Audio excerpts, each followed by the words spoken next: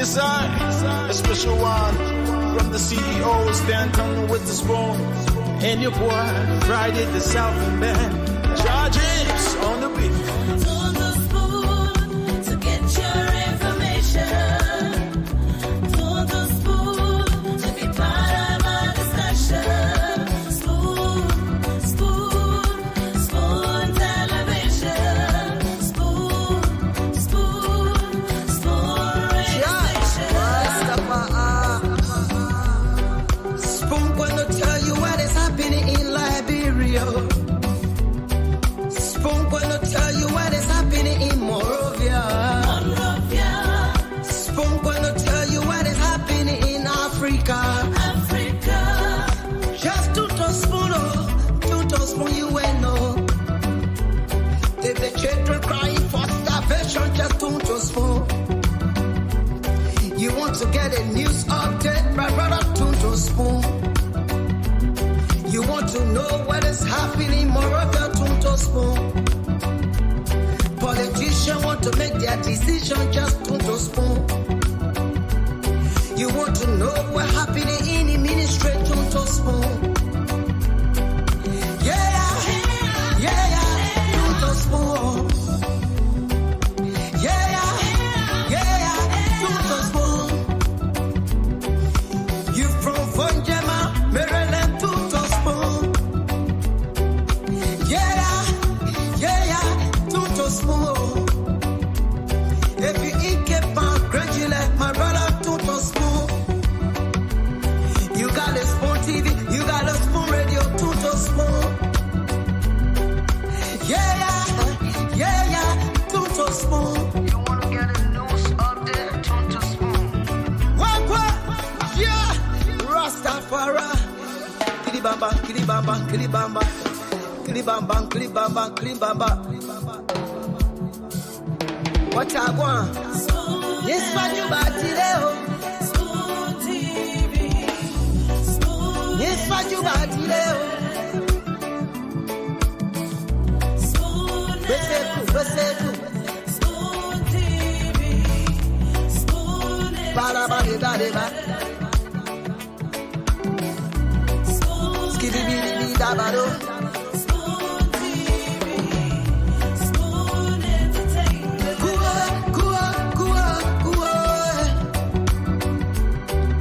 Bese kuwa, kudileo.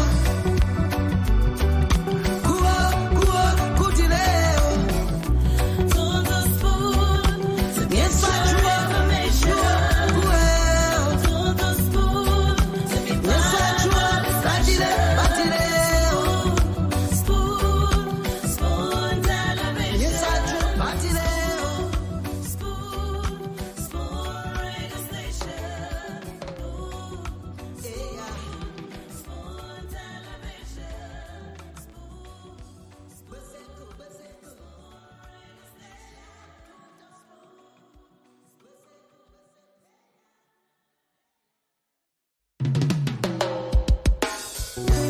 Yes, a special one from the CEO, stand tongue with the spoon.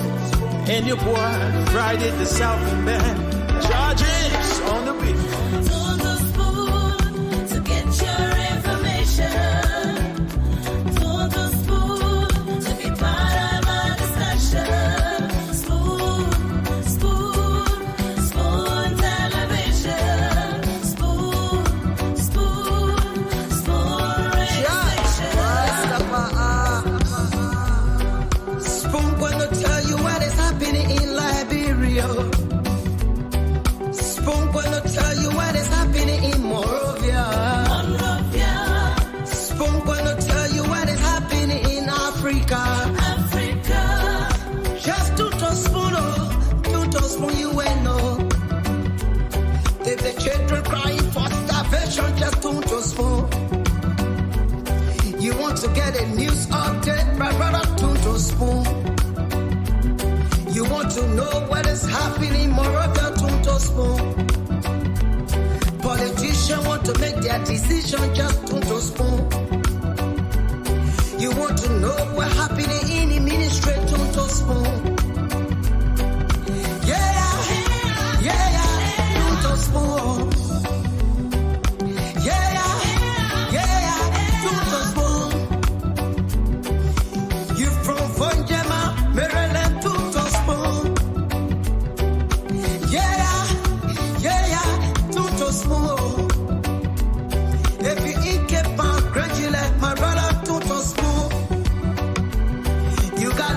TV, you got a spoon radio, Tuto spoon.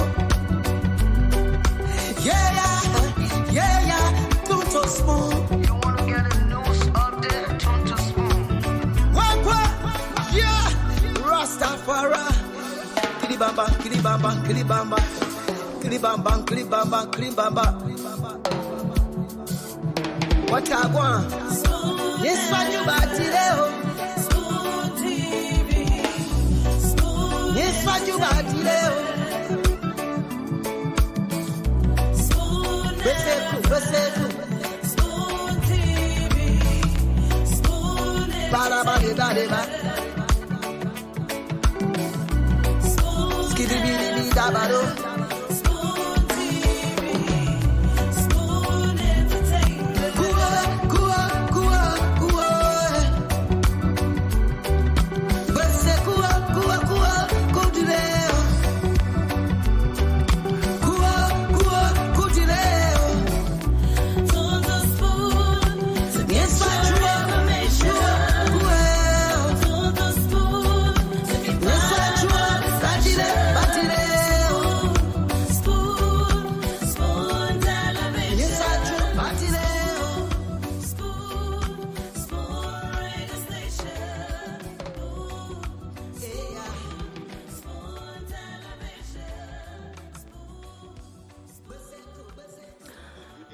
Indeed, tune to Spoon FM. Of course, this is where you get the best. Of course, authentic information about Liberia. Yes, sir. A special one from the CEOs, Dan coming with the spoon. And you. Okay, so this is where you get authentic information about Liberia. We want to say welcome again to the program. This is the late night show on Spoon, the late night politics. This is where people come. I mean, Liberians from across the world gather to talk about the different issues that matters a whole lot to them. And here, it doesn't matter your political view. It doesn't matter the political party you support. The platform is open to everyone. You can come up here and talk about the issues and use the platform to sell your political view to as many people as you can. All right. So we want to say welcome to the show. My name is Nelson Colette, and we are streaming live on Spoon TV. We're live on Fabric TV. We're live on Super TV as well. And we're also live on YouTube at Spoon Talk Live. In Liberia, we are live on Fabric Radio 101.1 FM. We are live on Super FM 95.5. And we are also live on Spoon FM 107.5. And so wherever you're falling from, we want to welcome you to the show. And I'm encouraging you to share the program as you come on, because this is one edition of the late night politics that you just can't afford to miss. We have the link in the comment section in case you want to join the show. Kindly click on the link. Just putting the information. Now, if you're using an Android device, then you can copy that link, paste it in your Chrome browser, and you can be able to make your point tonight. And once we see you backstage, we're going to bring you on. And next is that we are encouraging the females to join us. We're encouraging our mothers, our sisters to join the conversation tonight, because this is about Liberia. The fact that you are a Liberian means that you should have a voice, and this platform is created to give a voice to just every single person out there. So I want to say welcome. Welcome to the Unity partisans. Welcome to the CPP partisans. Welcome to the CDC guys. Welcome to Councillor Tiawan Gonglo's PLP, is it? Okay, LPP, Liberian People's Party. We want to say welcome to all of you. Moba, I see you coming on with a glass of, is it a glass of wine or what? Are you drinking wine on the show, Moba? No, you are muted. I'm not hearing you. I'm not hearing you. Apple juice. Oh, apple juice. Yeah, mama, I don't drink liquor, mama. Okay. I thought you were trying to get some wine on the show, No, apple juice, my man. But how do I even know? How am I even sure that it's an apple juice? No, apple juice, my man. You I know can't even smell it. I know, right? No, but apple juice, man. Even Godwin in the background is not sure as to whether this thing is an apple juice. Godwin, do you really believe that pure apple juice. Mother is drinking is an apple juice? I'm not a rocket scientist to know how the apple juice. Okay, I'm a brother Roman. No problem. They make him come with a glass. He's sipping, and then he says it's an apple juice. Apple juice, you can tell from it in the glass. That's an apple juice. Women have been drinking from the glass, and Nancy, I not asked that question one day, but you got to ask it today. I want to ask the question. Listen, been drinking. Listen, Raymond glass is hard to detect. Thank you.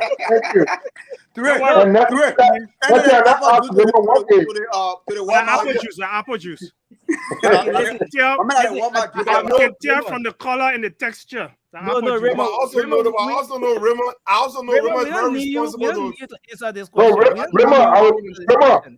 would disagree with you that you can tell from the texture that it's an apple juice. You can't conclude that. No, I drink wine, right?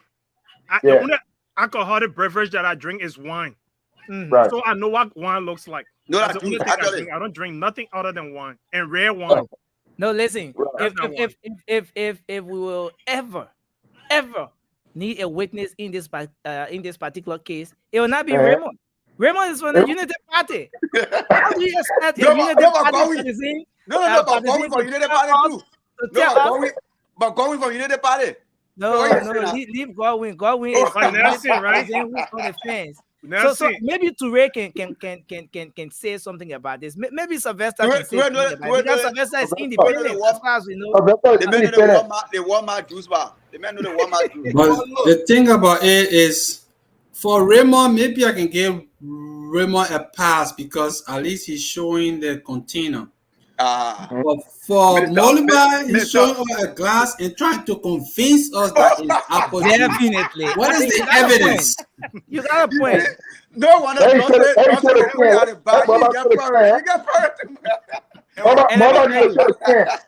Let me tell you one final one, then we move on. Let me tell you one final one. Have you noticed that the Unity Party guys are always drinking on the show? It's either Raymond has a glass, he's zipping on something, or Mama has some can or something. Young gang power here, you're always enjoying it. I'm telling you. No, won't keep At least the men enjoying without having power. So if the game part they enjoy, Thank you.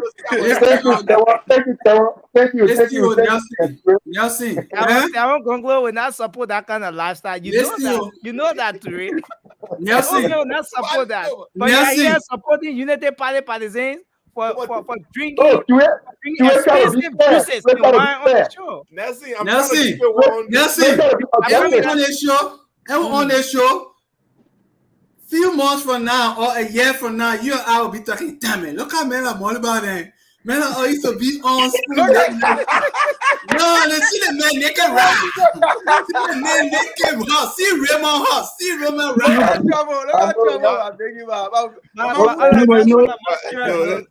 No, but you know what Raymond doing? Raymond only showing this is the kind of life that our people supposed to live. Okay. Our people supposed to live good life. That's all Raymond showing, that our people supposed to live good life. Listen. Here is the thing that is not fair. We're about to move to the actual show, but here's the thing that is not fair on this final note. Sylvester, imagine Raymond is drinking an expensive juice. Yeah. Moba, on the other hand, is drinking. Let me borrow from Senator Prince Johnson. He's profusely drinking an expensive juice. Yes. Why Sharif? That is a Lola Hennessy SO. You prove it on me, huh?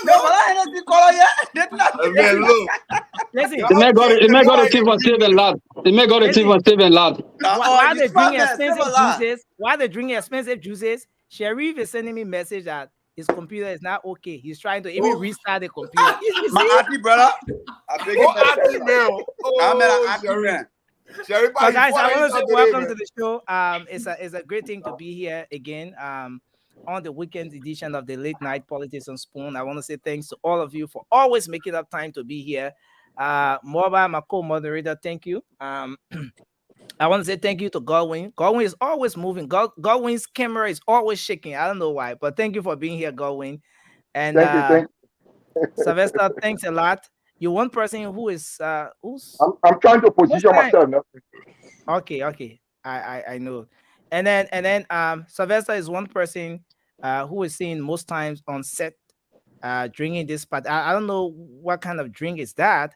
I don't know whether it's an energy drink or it's a booster or whatever, but he's always seen with that can. Thank you for being here tonight. That beer, the man drinking. It is called focus factor. Focus factor. I want to focus. What are you focusing on?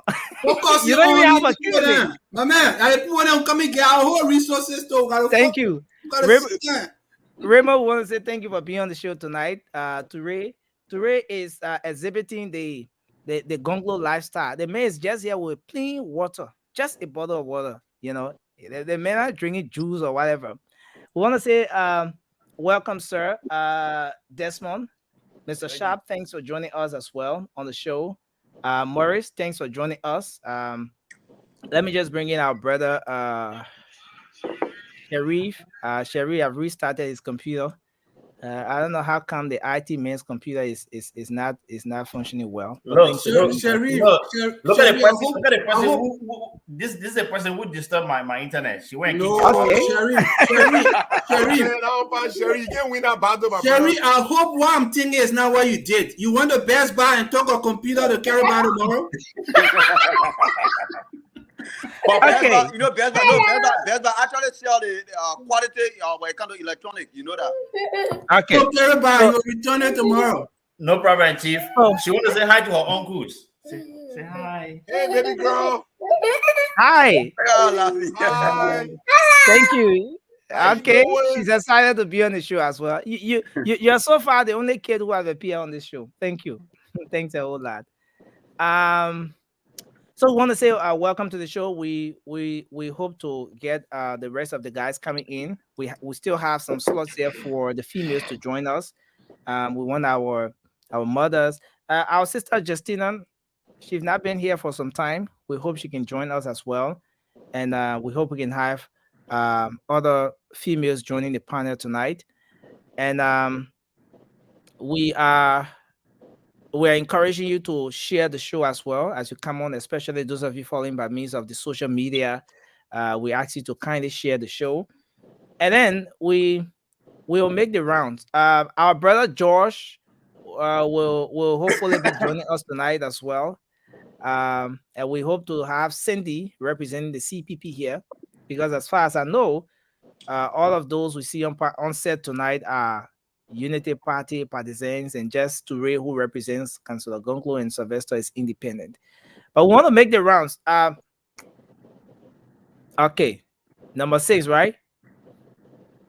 You ready? Okay, Number 6. So we're gonna make the rounds, and let me say again, we have a rule on the show, and I want us to please try to respect the rule we have on the show. Now that we are officially starting the show at 1:46 a.m. here in Liberia, for the next 2 hours or so, please just make sure you are recognized before you try to, make your point. Everyone will have the time. When someone is speaking and you have a point to make, maybe you want to make a correction, you want to provide information, you could just note that so that you don't forget your thought. Just write that down, and let's have everyone concluding, so that they are not interrupted and then they lost their train of thoughts. Let's have everyone concluding tonight as we move ahead. So tonight being the weekend, lots of things have been happening in the course of the week. Yes, Toure, we know you represent Councillor Gonglo, so that broom, we know you get a broom here tonight. So lots of things have been happening in the course of the week. We saw that Unity Party had a very elaborate program in District 10 that caused a very huge traffic. Mr. Cummings was in the Ominga market this week, and he was warmly welcomed by the people there in Ominga.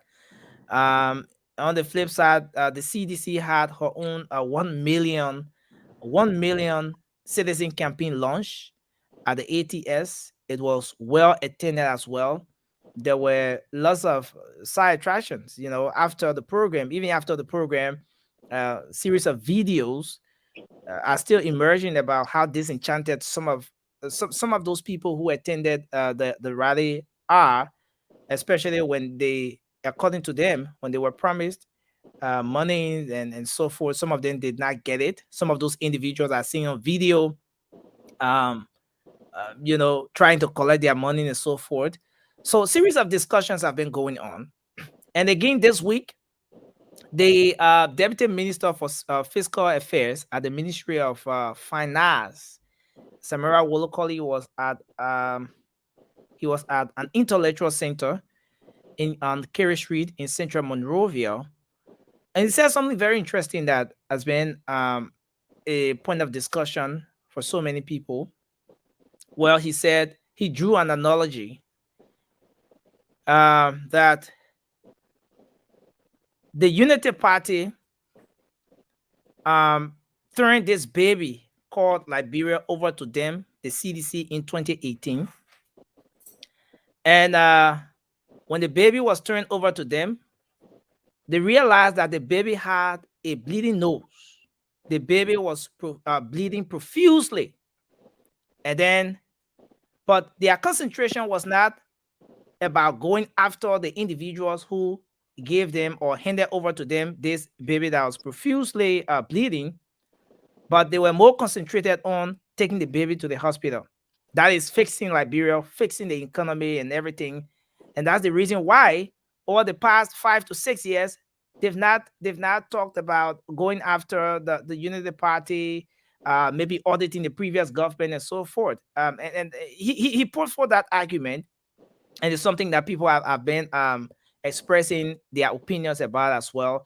So there has been so many things happening in the country. I just want us to make our round, the first round, talking about the different issues in our mind. And then we're going to come back to our talking point for tonight. So we will start with you, Morba. We'll give you 2 minutes to talk about the issues that are on your mind. And then we will make the rounds, just like... Thank you, Ramon. Thank you to all my panelists, my fellow colleagues. Well, it's a pleasure to be here tonight and discussing the Liberian people issues. But you just said something about Samara Wolokoli. Samara Wolokoli, where were you doing editing time? Doing editing 12 years. You're not even having a kitchen, but now you're having a mansion, and you're telling the Liberian people you came in power and you met a broken economics. And we challenge you to take us, the Unity Partisan, the Unity Party government, to the tribunal, to the corruption tribunal. You disagree. The reason is simple, because you know, Unity Party, what they left there, it was sufficient, and they set up everything, like the road fund. The road from ERW all the way to the airport. That road money was given to you guys. Where the road at today? 6 years. You could not complete that road. And you will never complete that. Even they give you another 6 years. God forbid, you will not complete that road. But then, you're not even having a kitchen. But today, you get it audacity to sit among other people and telling them that you met a broken economics. You're trying to face the country. Face the country on where? When Joe we got 42 condominiums from the road fund, from the Japanese people gave the money to the Liberian people and say, your face all your feet are road. Joe we took that money and paid his condominium. Then you're talking about what? Tell you guys, we shouldn't come here and play with the Liberian people. The Liberian people deserve better. That's the reason why we're calling on them to kick the government out of power, because their whole life is to lie. They lie until they lie. The Liberian people say no, they say until they can go to their party, eat their food, get their money, and end of the day, they vote them and they vote against them. Because they lie too much. Why would you lie like that? All the horses, all the minister building. What about them? They never build the houses. Some of us, we work in government, but we get houses in Liberia. We build the houses on our sweat and blood. We work in government, and we even think about working in government. But some of y'all Doing anytime you were working, you never build houses. Look at mansions, they're duplets. Look at the mansions they're building. Then you're talking about the Unity Party government. When you came there, you mean no money was in the cover. Why you're lying to the Liberian people? Okay. No matter. Thank you. Yeah. I beg you. We have that coming up. I'm preparing that video. Yes. There is camera will call it. That's something we'll look at as well. But let's conclude. There is no message they can give the Liberian people, but just to lie. Any Liberian on my voice on the radio, listen carefully. Do not put the people in power. They will send you to poverty. We get evidence. Go check them. Go to their houses. Go to their houses and see how they live. Go to the lifestyle and compare it with the before they could get in power. You think we're stupid?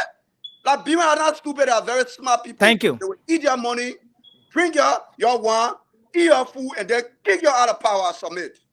Thank you very much. Sylvester, what's on your mind, sir? Let's hear you.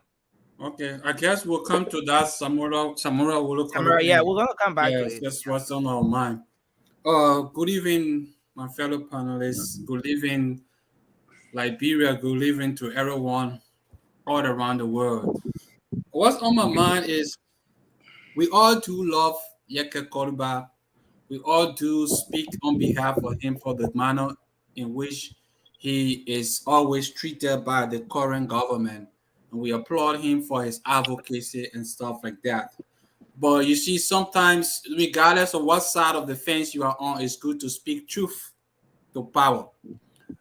I feel that Yeke Koruba, he always talk about greedy hunter, but I think he's acting like a greedy hunter right now. What do I mean by this? He has followers. He has people that believe in him. But Yeke Koruba has never come up one day to endorse one presidential candidate. He will be at UP rally. He will be at CPP rally. And I believe he's kind of putting his followers in the position of, but what side do we go? What side do you stand as an individual? Who should we vote for? Or should we just decide who to vote for? So he has to really take a stand, you know. And if he's for a black guy, let him make it known. If he's for CPP, let him make it known. But you can't have it both ways. Talking about representing Yeke Koruba? Yeah. So, but the lawmaker was a supporter of the ANC. He resigned at some point, and now he says he supports the both political parties. In fact, what the lawmaker have said over the time is that once you are a political leader within the opposition community, he supports you, he respects you, and he supports the opposition message. What he wants to see is that this government is removed. You think there's something wrong with that, Sylvester? Yeah, but you have to be clear with your message. The people you support, they are all running to be president, right? Okay. He's not going to cast 2 votes. He's going to only cast 1 vote. When he goes to the ballot box, who is going to vote for as president? So you think Representative Yeke Koruba is playing some smart game? So in my mind, what I think, he doesn't want to lose the CPP supporters, and he doesn't want to lose the UP supporters. Okay, he wants all of them to vote for him, you know, in his bid for representative. But when he goes to that ballot box, he's going to vote for one individual. So why can't you tell your followers, hey, in as much as XYZ, but this is my preferred candidate, and this is the person I'm going to vote for. Okay. So thank you, Sylvester. Let's take Raymond. Raymond, what's on your mind, quickly, sir? In this election year season, what else will be on my mind other than the Liberian people issue, the Liberian people concern, the issue that the Liberian people have faced, a government that has failed the people, leaders who don't care to ensure the well-being of the people, but rather enriching themselves overnight. And what's more important in this critical time than having a servant leader, one who has made himself available, who have lived in Liberia all these years, who understand the issues, who in spite of having numerous government positions, especially high-level positions. Children went to school in Liberia, attended the same schools we attended, went to the same hospitals we attended, and lived the Liberian story as we know it. Who has made himself available not to acquire wealth, not to steal, like the current leaders in the country who have amassed wealth, were poor yesterday, but today we can consider them millionaires.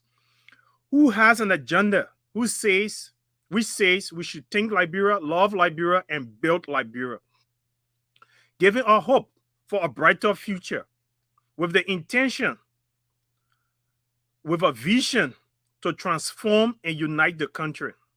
Whether you're from ANC, whether you're from the Gonglo camp, whether you're from CDC, once you have something to offer to Liberia, he wants to bring us together and rescue our dying nation from massive corruption, from mysterious killing, from inadequate leadership, from neglect of the people, from poor health care, from terrible roads, to adequate education, to provide TVEC education, vocational training education, to get our young brothers who are disadvantaged youth off the street, put them in a decent place, and help transform them so they can contribute immensely to our community. These are young people who got energy and some got talent, but hook up on something. Not a government who allow drugs to just come through our borders, where even from the tip of the United States government, $140 million drugs could be confiscated in the country and allow these people to walk away free. Where there's no justice, where anything goes, only the president's words matter. If you go to court, if the president wants the case to be dropped against you, it's dropped. When the president wants you to win a case in the court, it's won. Where the justice system can be rescued, where we can bring talents from everywhere, whether Liberia, from the United States. Once you are Liberian and have something to contribute, this is on my mind, and I can't wait to see that happen. Come October 10th, I believe, and I can see what's going on, the wave of the rescue mission. We even saw today J. Nathan Blady, formerly endorsement of JMB, and we saw the wave. He himself said he just thought to do the right thing, but the number of people that show up, he didn't expect it, and that just tells you the wave. Thank you. How Liberians are resolved. Thank you, Raymond. My brother. Thanks a lot. Let's hold you there, and then move to Ray. Ray, go ahead, sir. Yes, thank you so very much, Nelson. Thank you for your continuous sacrifice to the Liberian people. And to my panelists, colleagues, thank you guys, man, for making this your business to be every night to inform our people and help our people make informed decision as to what they need to do comes October 10th. And we shall have the opportunity to remove President George Manneh we are forever and ever. So, what's on my mind? Nelson, you keep asking the question. Of course, the hopes and dreams and aspiration of the republic is on our mind. The resurrection of Liberia is on our mind. All right? Every single day until October 10th, just know that will never go away. But my Liberian people, we have opportunity. The opportunity is, yes, you can right your wrong. So long there is life, there is hope. Of famous Liberian artists, I think that was the guy, Moses Soare. He passed, man. May God rest his soul. Yeah. So long there is life, there is hope. Hope is coming. The hope is coming. The broom man, the broom man. Honorable Tiawan say Gonglo. The mayor will change Liberia forever and forever. I submit. Thank you, sir. They shot that introduction from my brother today, but anyway. Thank you very much. So we move to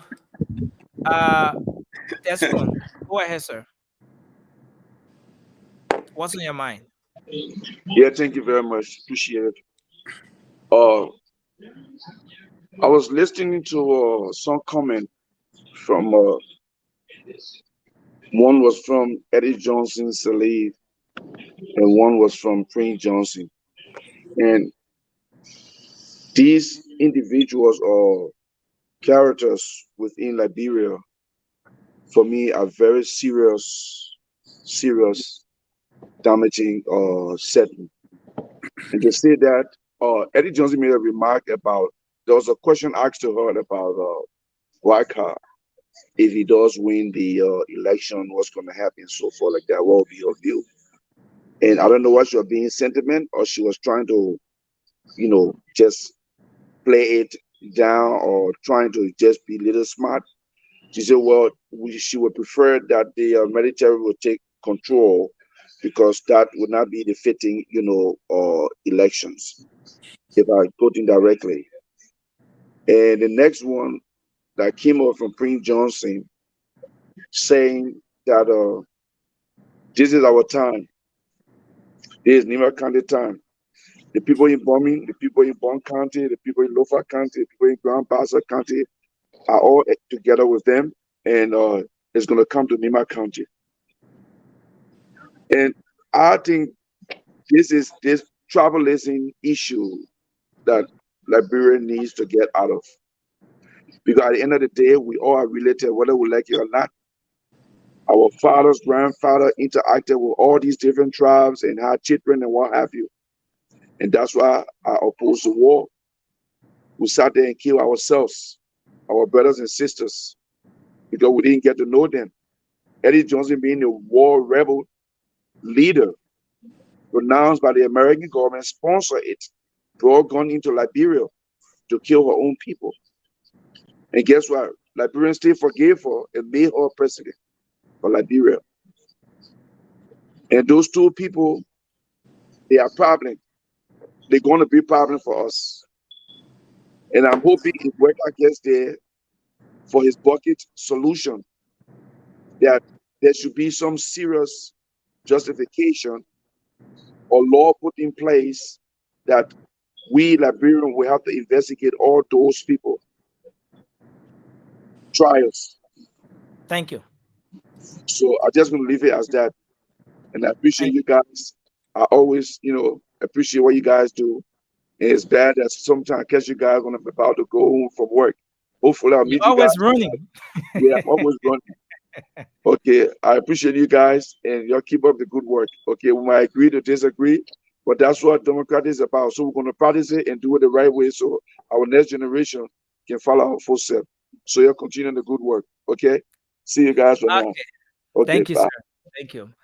And then we go to our brother Morris. After him, we go to Sharif, and then we take Godwin. Daniel Slair, representing the CDC, is here tonight. Daniel, welcome to the show as well. We hope our brother George will join us tonight. Listen, George is part of this family now. Y'all forget about all that thing that happened like that. George is our man. Listen, now we don't want you to forget George is coming on tonight. I can tell you guys that George will be joining us tonight. And in the chat room, let's hear from the man advising me now to enhance my career goal. Yeah. Go ahead. Morris, go ahead. Yeah. Thank you guys. Nelson, thank you so much. I follow you guys. It's just that my schedule can actually not allow me to be here on the course of the week. But I do follow you guys. And I mean, you guys are doing a fantastic job. What's on my mind, just two things quickly. Look, when they say a opposition political party is a government in waiting, because when you're in opposition, you're getting yourself preparation. That is the prepare point where when you take over, you already know exactly those things to do. And, the CDC were in opposition for 12 years. They came to power 6 years.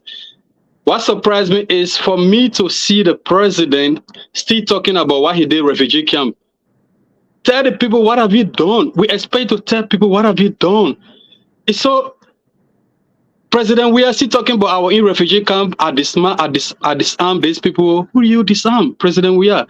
The disarmament were not done by any individual person. The disarmament were done by groups. What Tipota would say, Sissoko, if anybody here remembers Sissoko, this was a renowned program that was handling the disarmament where when you disarm, they send you to school.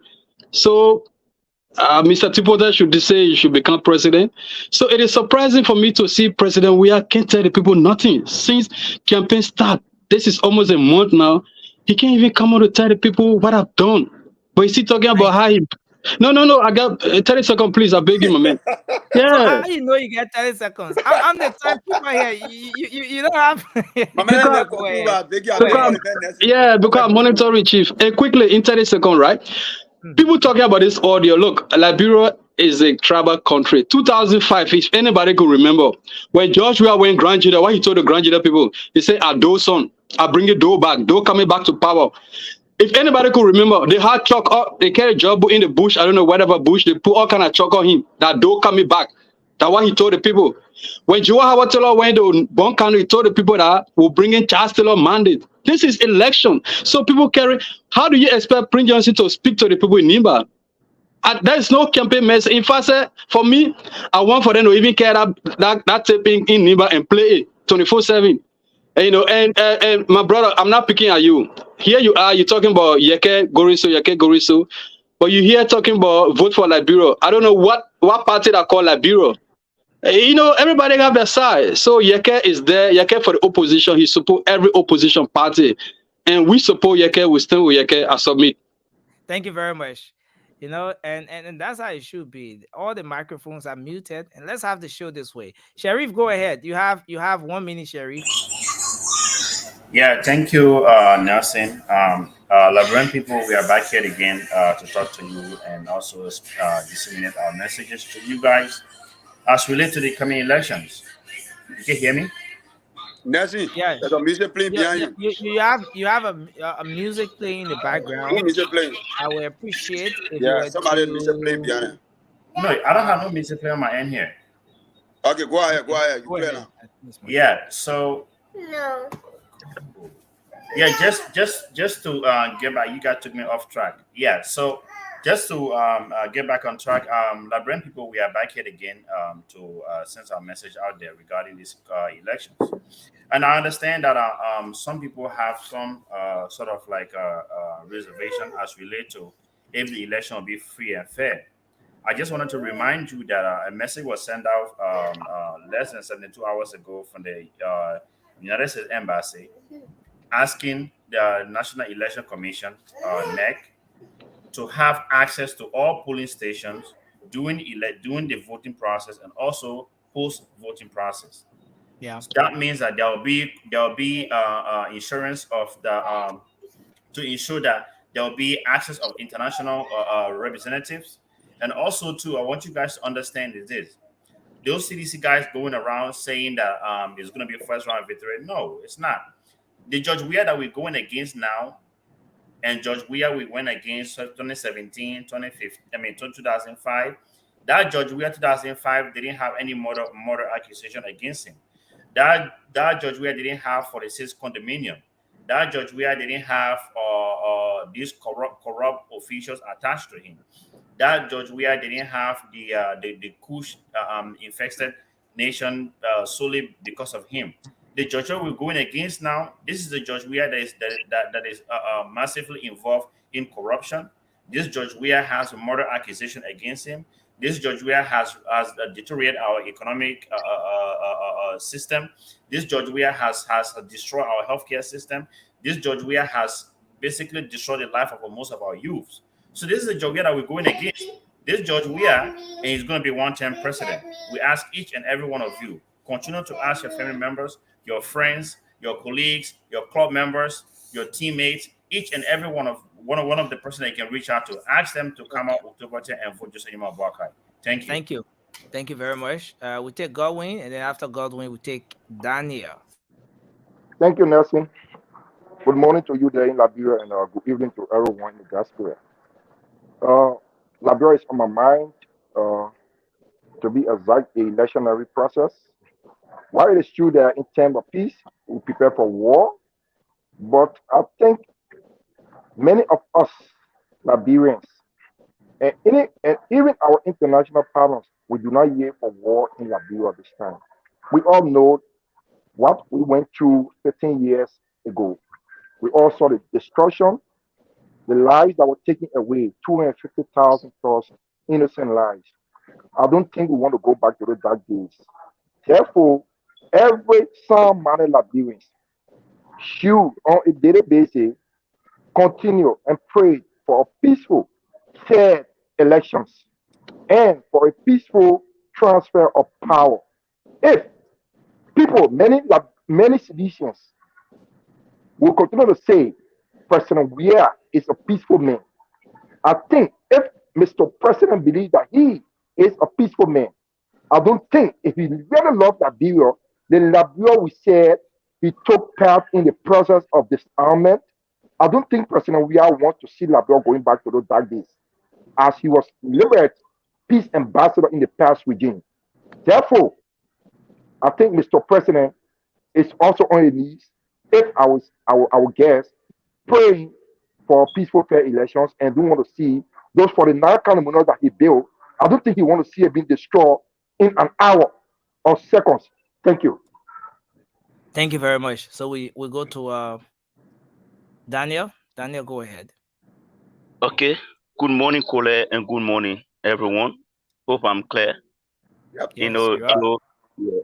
yeah, it has been a while since I saw come here, though school has opened. Firstly, let me say thanks to God Almighty for saving our lives. I'm currently in Morocco, where we experienced a high magnitude of earthquake Oh, yesterday. okay. And as I speak Wow. to you, I'm currently in the city, one of the most affected cities. We came here to see cheer our country, national team to victory, where this thing happened last night. And I want to say that the players are safe. We saw them, we were with them, and everyone is okay. No Liberian has actually been in casualty, so we are grateful to God for that. Secondly, what's on my mind? I want to extend my, hearty gratitude to the Liberian people, especially fellow citizens, for turning out in their numbers. Actually, we expected about 1 million people, but fortunately for us, we exceeded the 1 million, as people may probably don't see the number, but number don't lie. Wow. We all You have think you eyes. guys exceeded the 1 million? You think it We was more than 1 exceeded million? 1 million. We exceeded it, Kule. As I speak to you, let me let you know. Are you aware that why it wasn't only in most of the country? Why the 1 million, over 1 million people were outside in most So it of the was going country? on If here, we simultaneously. have people in Sandwich County, we have people in Maryland County, we have people in Grand Gita County, and other parts of the counties or other part of Liberia where we have many citizens turning out in a number. This is just a clear indication that President George Weah has been highly developmental, and we will choose development over another thing. I mean, I would love to go further, but since I'm given 2 minutes, let me stop the fire, and then allow the conversation to flow smoothly. Thank you, Kule, and thanks to everyone. Hope you stay in prayer with us. Yeah, definitely. We are in prayer with you guys, and Hope you stay safe, my again. it's exciting to know that there is no major casualty involving a Liberian there. When we were on the show last evening, I'm calling us. Yeah, we were on the show last evening when this news broke. And I actually intended bringing it up before the close of the show, but then again, other things, the show just went, and before we knew it, we had to close. But it's a good thing to know that you guys are safe. Yeah. So let me bring in. I see Rudolph is here. I see Afra and Rudolph. Who do I bring in? Y'all the Unity Party people. You're too plenty. Do mini manimbo. I like that, Raymond. Somehow will soon leave, but don't worry. Somehow will soon leave. Yeah, you complain too much about Unity Party people, my man. Nelson, I keep telling you. Yeah. Nelson. 1, 2, 3, 4, 5, 6. I represent. Yeah, because we planned it all over, so don't blame us, my man. Okay, so yeah, plenty. But let's listen to Rudolph. Rudolph, welcome to the show. Thank you. Listen, please. I got a suggestion, but please. wait. Y'all know this on Rudolph. Y'all look at it, man. Google. I am fresh, my man. I'm fresh that new money. The major got fitted, Jetta Jim. Fresh and you Jetta Jim. That's it. I keep saying this, right?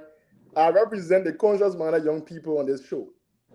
So I mean, leave young people think you JB in disguise. We get time for like young people Yeah. think, But yeah, you know, yeah. But hold on, gentlemen. Rudolph, let me just make a suggestion. Yes, sir. Raymond, here you are breaking the rule of our show again. Raymond, said, let me make a suggestion. Were you permitted to unmute your microphone? And I requested, it's a suggestion, Chief. My brother, Ramon, let me have my brother, but I'm making hard time. But this is my suggestion, Nelson. Since you keep complaining of the Unity Party too much on the show, I know, man. One day announce that you can even do a week. So we'll do a call in, and the proportion of the votes that come from the call in, that's how the proportion of representation will be on the show. And see if Unity Party will not get it. You want to bring that number politics here to get people like to raise start so the people got to dictate now. how we do things here. You gotta take heart to Ray. Take heart. Don't mind Raymond with that number politics he's trying to bring in. But go ahead. JB in disguise, quote unquote, young people representative. No, I support JMB, but I don't come on this show as a JMB supporter. I come here to represent the young people. So I'm not in disguise. My support for JMB is open, it's clear. All of my friends know it. But to the discussion. So, what is on my mind? Like always, it remains the issue of the Liberian people, the suffering masses, the people who go to bed not having a meal to eat, the people who spend the young people who spend their day in the ghetto smoking kush, because there is no job. Youth unemployment is at the all-time highest, and so they have nothing to do. Also, what is on my mind? So I have information on my desk that the CDC is in some part of Nema County buying people voters registration cards, and I'm going to prove that to you in the group chat. I'm going to send you a picture, and you will see names and voters ID. If you guys can check it out to validate that, I will appreciate it. But I think that is an issue of concern. I would not, not to talk too much. I will stop here for now and engage with the conversation. Thank you. Thank you. Before you come, I just wanted to ask you a question, Nelson. Just curious. So with this allegation of people taking voting card serial numbers, what is the significance of it? Because I believe like the person still get to own their voting card, right? On the 14th day, so I don't know. Yeah. So when you go to the voting booth, like even the person that takes your serial number, he's what? Like I want to understand, like what Can somebody mute? There's a nurse. So can I give some insight on what the implications might be? Okay, yeah. Raymond, go ahead. 30 seconds, Raymond. So the Election Commission, the serial numbers of the voting card is the authentication number of the voting card. So if someone flushed the voting card and have someone else to use the voting card to vote, the authentication number at the polling place will be the authentication number on the voting card. And they will find out in their system that voting card exists. So when the fraudulent for someone else to use it to cast the ballot in favor of the candidate who bought the voting card, they can do the forging. And I understand. No, but yeah, I think my brother Raymond. I understand that part. That's not my question. We gotta move to our talking point, guys. My question is, if someone go to give someone the money, and then take their serial number, I understand that with that serial number, what can you do with that serial number? You're not buying the voting card. You're gonna use it and fraud it and let someone else who you trust to vote on that voting card. There'll be two voting cards. No, that's why the biometric. The biometric is not a kind of biometric where you got a fingerprint. There's no authentication for the fingerprint, so it's not a biometric. They just use the name biometric, but it's not biometric. Okay, so they can fraud it and they can have someone who they know is a suspicion to vote using that voting card because they got a serial number. Then and at the voting place they're going to use a serial number to authenticate whether it's genuine. Okay. But how does that even work? How is that possible? You know, and So it's that's not that's a instead of whole different having discussion, There's Sharif. no You know, possibility. some of these. Hello. I mean, Yeah. I'm So confused. some of these, some of these discussions, we can get it going from the chat room and all of that. You know, before coming up on the show, because before coming on the show, we already have a talking point that we want to highlight. And we don't want to spend much of the time on these other issues that we've not added to our plate for discussion. But it's a very genuine point, and we trust that we can do some research on it. We can reach out to some of those in the sector as well, and be able to find answers around that before we bring it up here for discussion maybe next week. But thank you very much. I appreciate you. I see Nino. Nino, is it Nino here? I mean, And I see Alfred. Alfred out to the back. Bring Alfred. Alfred. Alfred, I see Nino and I see Alfred. man, that testing me. The message tell Nancy to bring me on. So Tell Nancy to let's bring me see on. if we can bring the both of them to make their points quickly. Nino, welcome to the show. Thank you. Okay. First of all, do you represent any political party here? I just love to see the best for Liberia. I don't represent a particular political party, Okay. But at this point, we all want our country to lead in the right direction. So I'm currently supporting the rescue train. Okay. Thank you very much. Alfred, welcome to the show as well. We know you support Ambassador Boakai. But Nino, what's on your mind just before we move to Alfred and take our first talking point tonight? What is on my mind is Liberia. Liberia. Mostly our young friends, our young people we all grow up with, seeing them in abject poverty every day. Whenever we come on the social media, it's from one thing to another. It's very frustrating. So at this point, Liberia is always on my mind. We have talked about this a million times. We have, encouraged a lot of friends and family to make the right decision October 10th, because there's nowhere like home, no matter where you find yourself. No matter where you find yourself, no matter what you do, there is nowhere like home. So Liberia is always on my mind. Thank you. Thank you very much. We take Alfred now, finally, and then we'll go to discussion. Alfred, go ahead. What's on your mind? Well, the first thing I want to register is that I'm going to formally file a complaint against you, Nelson, for always keeping me in the back. I've been in the back for the last 1 hour since this show began. And I think it's unfair to me. I'm going to write a formal complaint to the CEO for the way you treat me. Be careful before your complaint bounce by. I know, right? But on a serious note, Nelson, I want to say thank you again for giving me the opportunity to be on the show tonight. It's always a privilege. This is not a right for me to be here.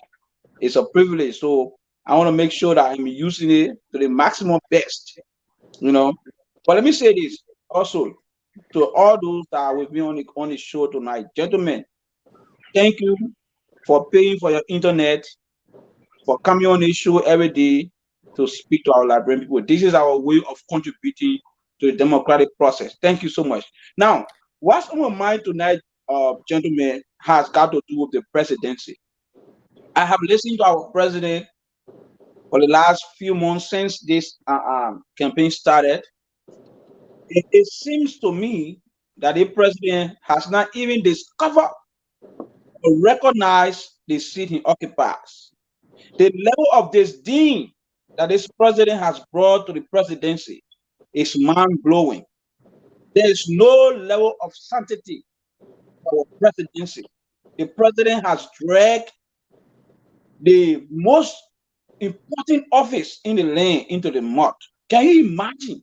This president will be on in Hennessy XO and tell Kalasco. In what? I said the president can drink Hennessy XO. They say what? They make a drink the go. Hennessy SO. Hennessy XO. When you finish drinking Hennessy XO, then he tell Kalasco to videotape him. Look at the recent videotape that Kalasco did. Look, watch that video killing Nelson. You will know that the president was in alcohol. Because no sound president will breach protocol like that. You have your press secretary there. You got a press bureau. If you have anything to address to the nation, those are the people that will be addressing the nation on key national issues that the president is thinking about. But to take Kalasco, the so-called presidential aide, to give him camera, to be taking taking video of the president addressing, throwing talk. The president has become so petty to the extent that the president will go and be throwing talk on Stanton to say Stanton going to jail and talking all kinds of nonsense.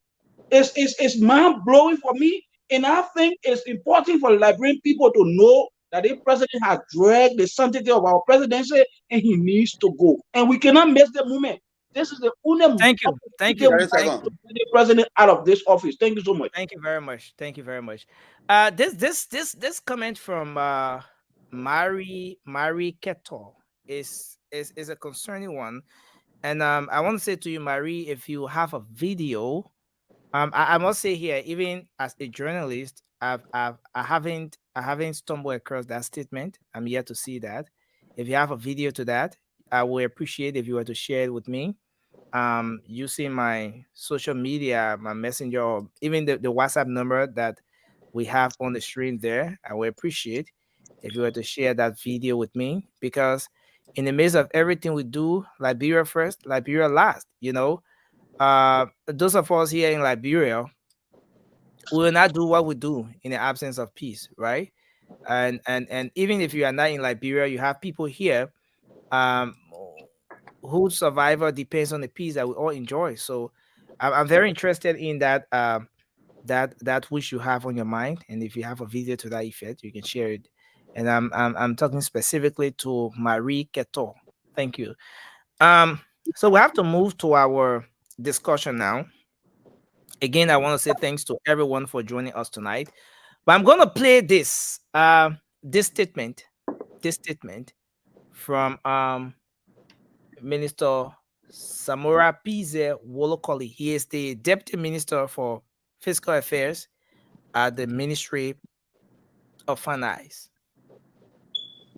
We're not talking, we're waiting. Followed a situation where we came to the country and there was a major crisis. The crisis was the United Party turned over a baby to us and the baby started bleeding from the nose. Called the police and said the United Party took the baby in the nose and there was blood leaking from the baby nose. Or do we go to the hospital and stop the bleeding and still go after the United Party to prosecute the United Party for taking in the baby nose? Which one do we do? As prudent financial managers, corporate governance experts of the Republic, to stop the bleeding. And our stoppage of that bleeding was to save the life of that baby. And this baby is our common patrimony in Liberia. We told the economy, I told the legislature that as of January 22nd, when the president took over, we have $6 million in the current account of the government of Liberia, in the consolidated account. $6 million as at January 22nd, 2018. Everything will give dates, you can go and check it. If the central bank is the bank statement of the government of Liberia or something that we can do to show you, we'll show you that and let them come and disclaim what we're saying. Obviously, sometimes it becomes difficult to disclaim because to disclaim something you are a lawyer about, maybe you're not even checking the bank statements. There you have it. The Deputy Minister for Fiscal Policy at the Ministry of Finance, Mr. Samara Pizia will call it right on the screen here. This baby called Liberia, according to him, was presented to the CDC in 2018 on the 22nd of January. CDC realized that this baby had a bleeding nose. And he's asking the question, he's telling the people at this intellectual center that, listen, to take the baby to the hospital, make sure that this baby is well, or to call the police for the individual who presented the baby with a bleeding nose. Which of the two will you do?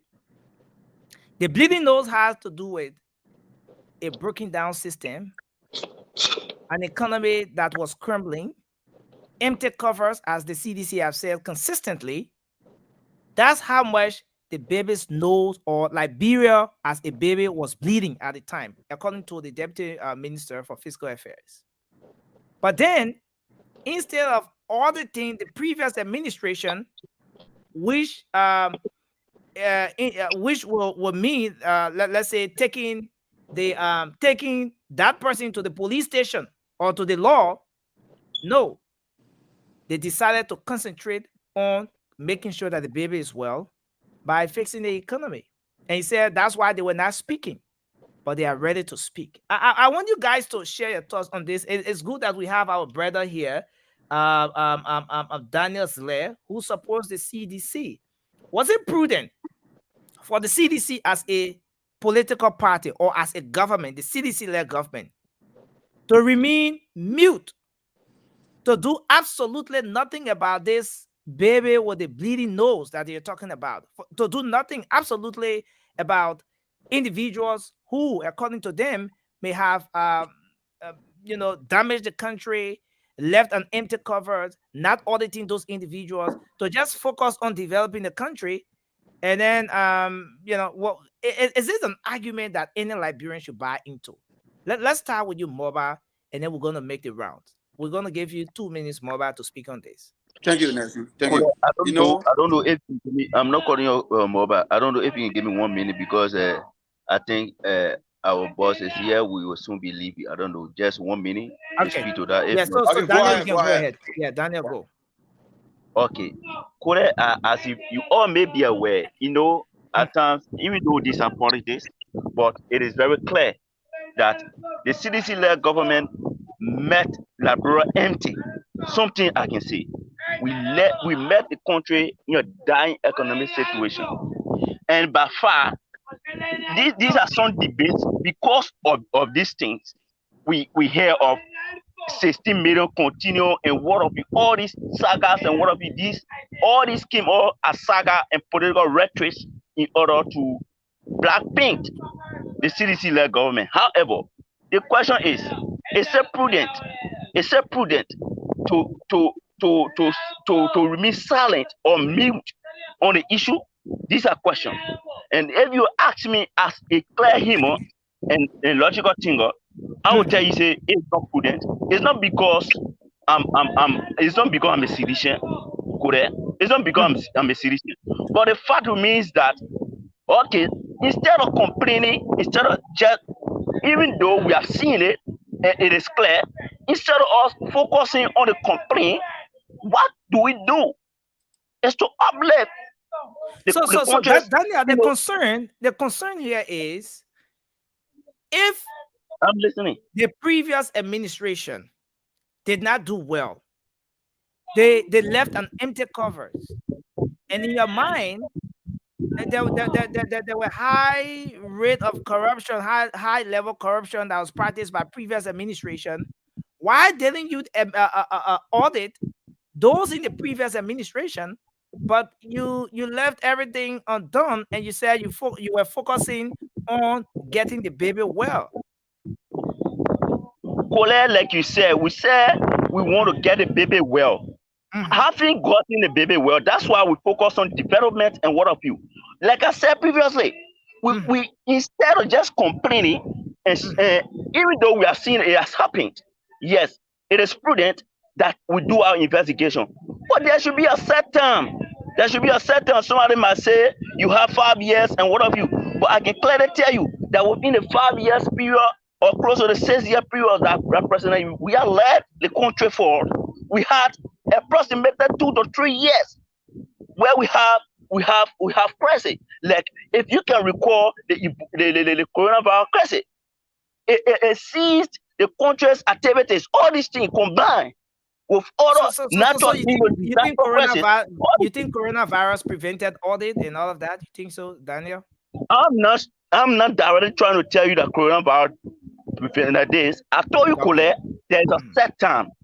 There's a set time for everything. Instead of us blaming and shifting blame, we focus on the major ones. we met the people, the Liberian dying here with entire economy. Instead of using another time to just focus on other things and what have you, we say, okay, let's face it. Having faced it, we will get to that. Within a period where as we should have either conducted another and what have you, we experience another natural disaster, we can say, epidemic. Okay. Something we have no control over. You are aware, and I'm aware.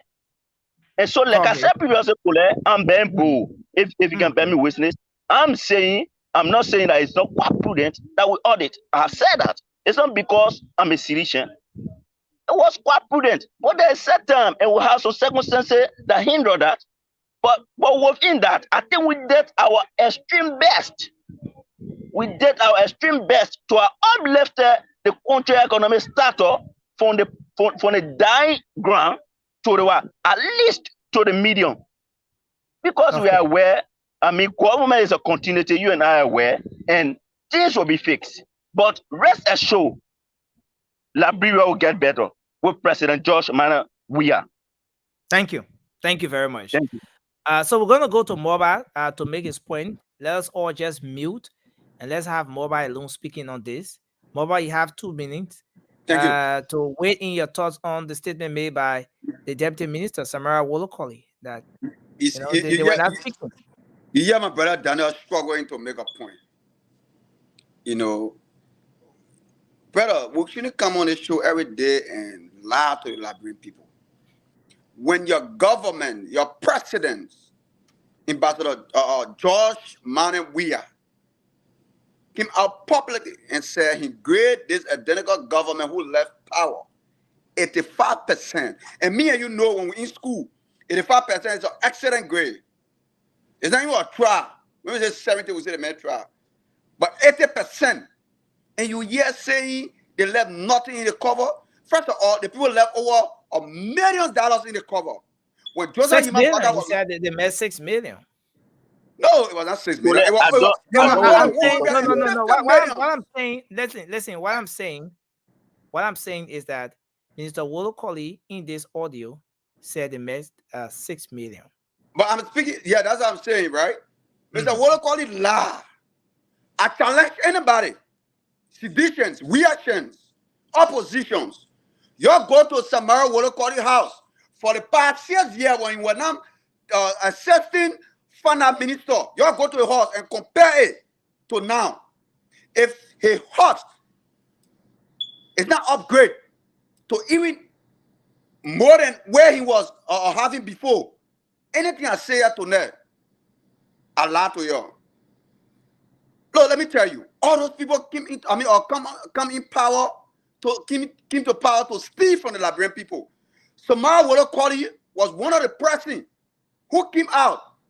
I can remember when a hospital came out, everybody it was circulating on social media, and people said, "But this is Samara Wolokoli house," and he said, "Yes, that's my house."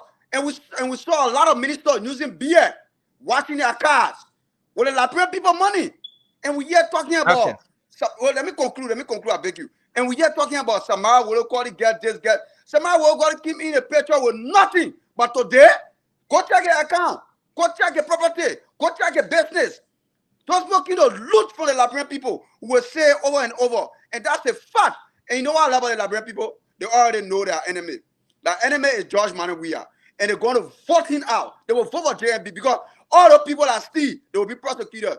We will confiscate all their property and we'll use it as a Zogo house. I submit.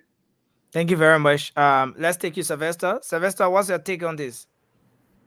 Well, you see, this is why I keep telling people, a lot of these political parties, they spend more time in campaigning, they spend more time in political rhetorics with no plan of how they will govern if they happen to win. And this is what happened to the CDC. When they won, they said, "Oh, we have won this. How can we run it now?" They had no plan. They had no idea. So they were just doing things the way they feel like doing it. Okay, I'll play the devil advocate here. Let's agree, according to his analogy, They had this, the Liberian that he classified as a baby that was bleeding. Okay. Now, if you get a baby that is breathing, what you supposed to do? You're supposed to stop the bleeding, right? But now the baby that was bleeding that was given to you is currently in the ICU. Okay, so what did you do now that the baby has landed in the ICU? Because you didn't care that the baby was bleeding, you caused more damage than the bleeding. Okay, the baby. Another thing, Sylvester, to cater to this baby, to seek the well-being of this baby, and to make sure that the individual who caused the danger, the harm, is either being reported to the police, registering that yes, you gave me this baby, but this baby is bleeding. Which of the two is more important to do especially from the very start of this whole situation? Well, according to his analogy, I think the bleeding was more important because you have to live before you can investigate, right? You have to have a country before you can even investigate. So the bleeding should have been priority number one, followed consequently by audit. You have nothing to show that you audited people. So anything you say are mere lies. Oh, we never made anything there. We never there. Where is the evidence? Where is the turnover note from Ellen Johnson Sirleaf? Publish it. Everything must be backed by evidence. He said there was no turnover note. You know, but the interesting thing here is we're gonna move to Remo. But the interesting thing here is it's like two-person interaction. The Liberian people were not there. They both governments did their interaction. And one person is saying, I left him enough money in the covers. The next man is saying, no, this cover was bleeding. So, Sylvester, taking into consideration this situation where no one is there, just the both of you. Now, someone gave you a baby. You realize that this child's nose is bleeding. Don't you think that if you just kept mute and you didn't register that concern, and you took that baby and tried to maybe treat the baby, anything you come back to say, no one is going to believe you as much as you didn't register the case with the police, considering the analogy here? Well, let me tell you something. If two sexual predators come across someone to victimize, I will use your victimization as an excuse to victimize the baby more.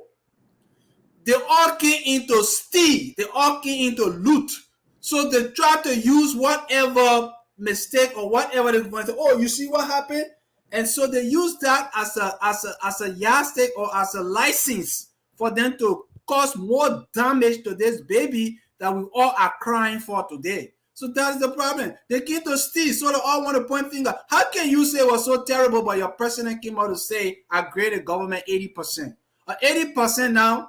If you grade this government, what will you give them? If you give the government 80%, that would be unfair to the Liberian people. They have caused more damage than good. Thank you very much. Raymond is drinking some juices because he wants to come up with a sweet talk from the Unity Party. So Raymond, this is the situation. Your Unity Party, according to Samara Wolokoli, presented a baby with a bleeding nose to the CDC. They kept quiet.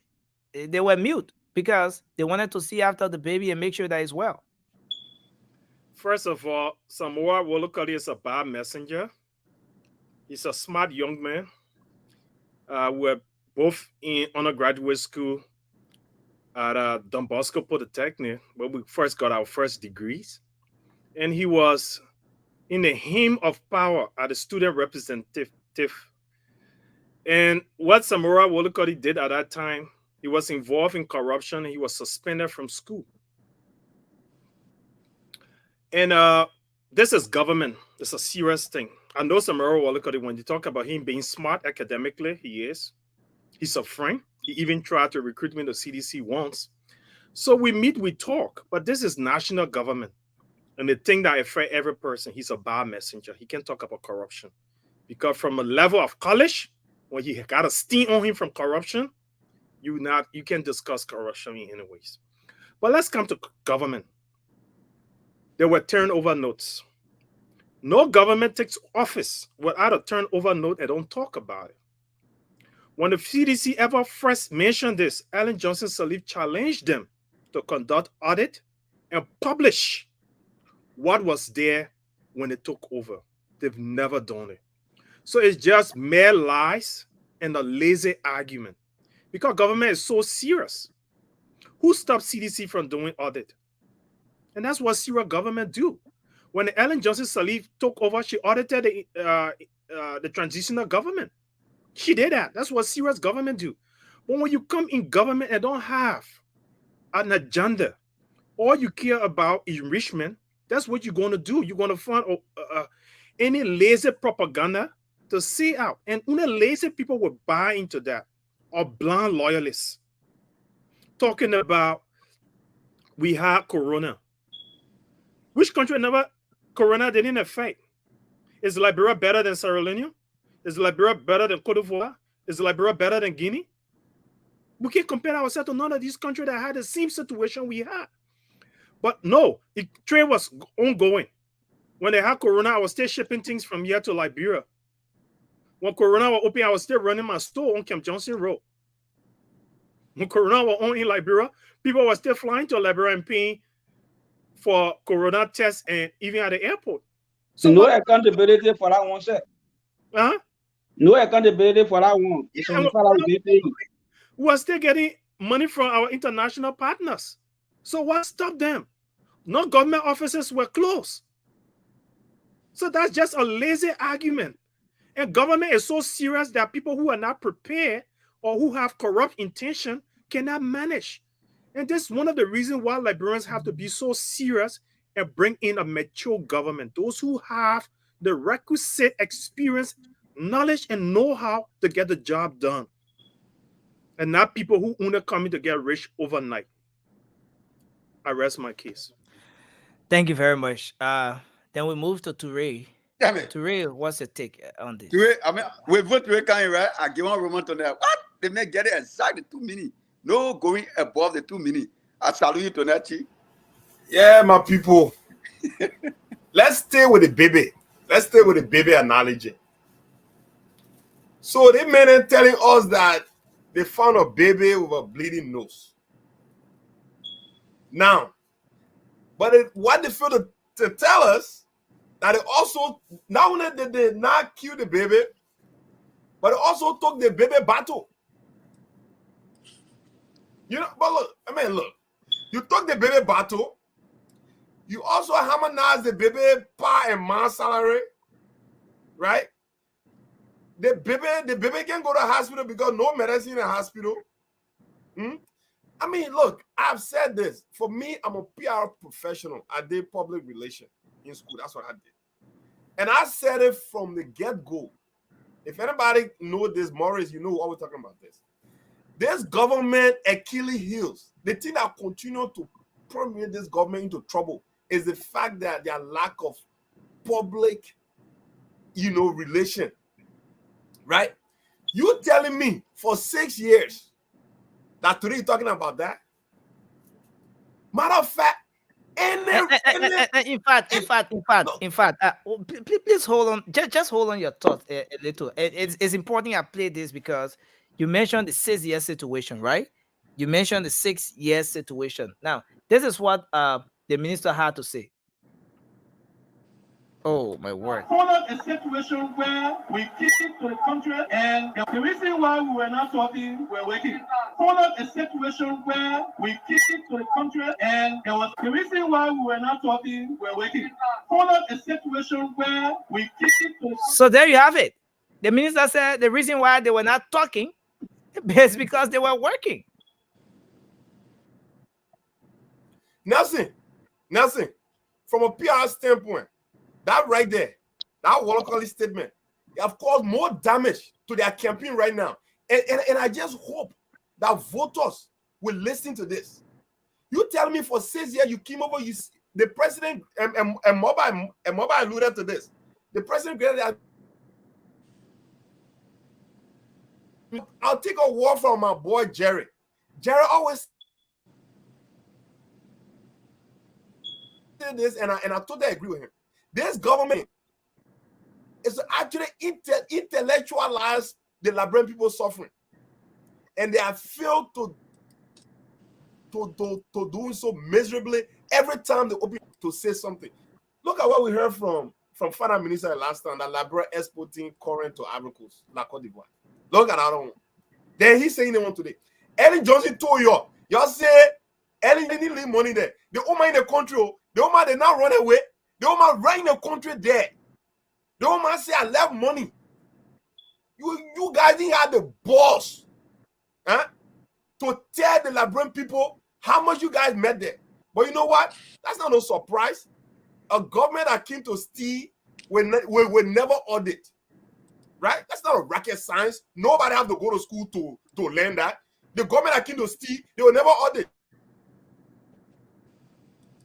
Because you know what? They put in a border. Because now the Liberian people know exactly how much they met in the coffers. Right?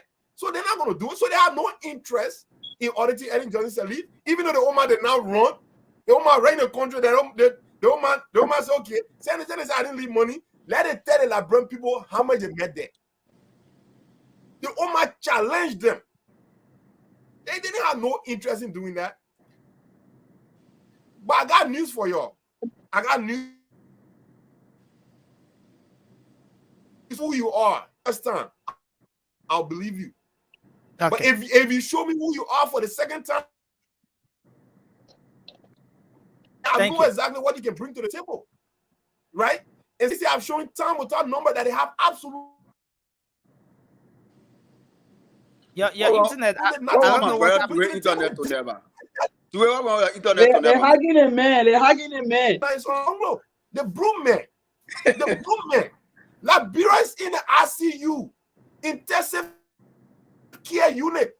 Of course. The only man that have the women tour. The only man that have the political will. It's Honorable Tian Gonglo, the broom man. Thank you. Thank you very much for your point tonight. Let's move to Maurice. Maurice, go ahead, sir. Man. Vote for Tian Gonglo. Save yourself, save your future children, and save the Thank you very much. Thank you very much, sir. Yeah, you know, I mean, it's a good topic, man, but we'll work within the 2 minutes, even though it's not sufficient, but we'll work within the 2 minutes. And I mean, you guys make a salient point, man. Sylvester, you make a very salient point, and my brother Toure. Look, CDC ran on the mantra of corruption. CDC sing this, they make noise behind Unity Party from the day one. They say Unity Party corrupt, Unity Party corrupt. They came on the mantra of corruption. They say the party corrupt. A responsible father or mother, whatever.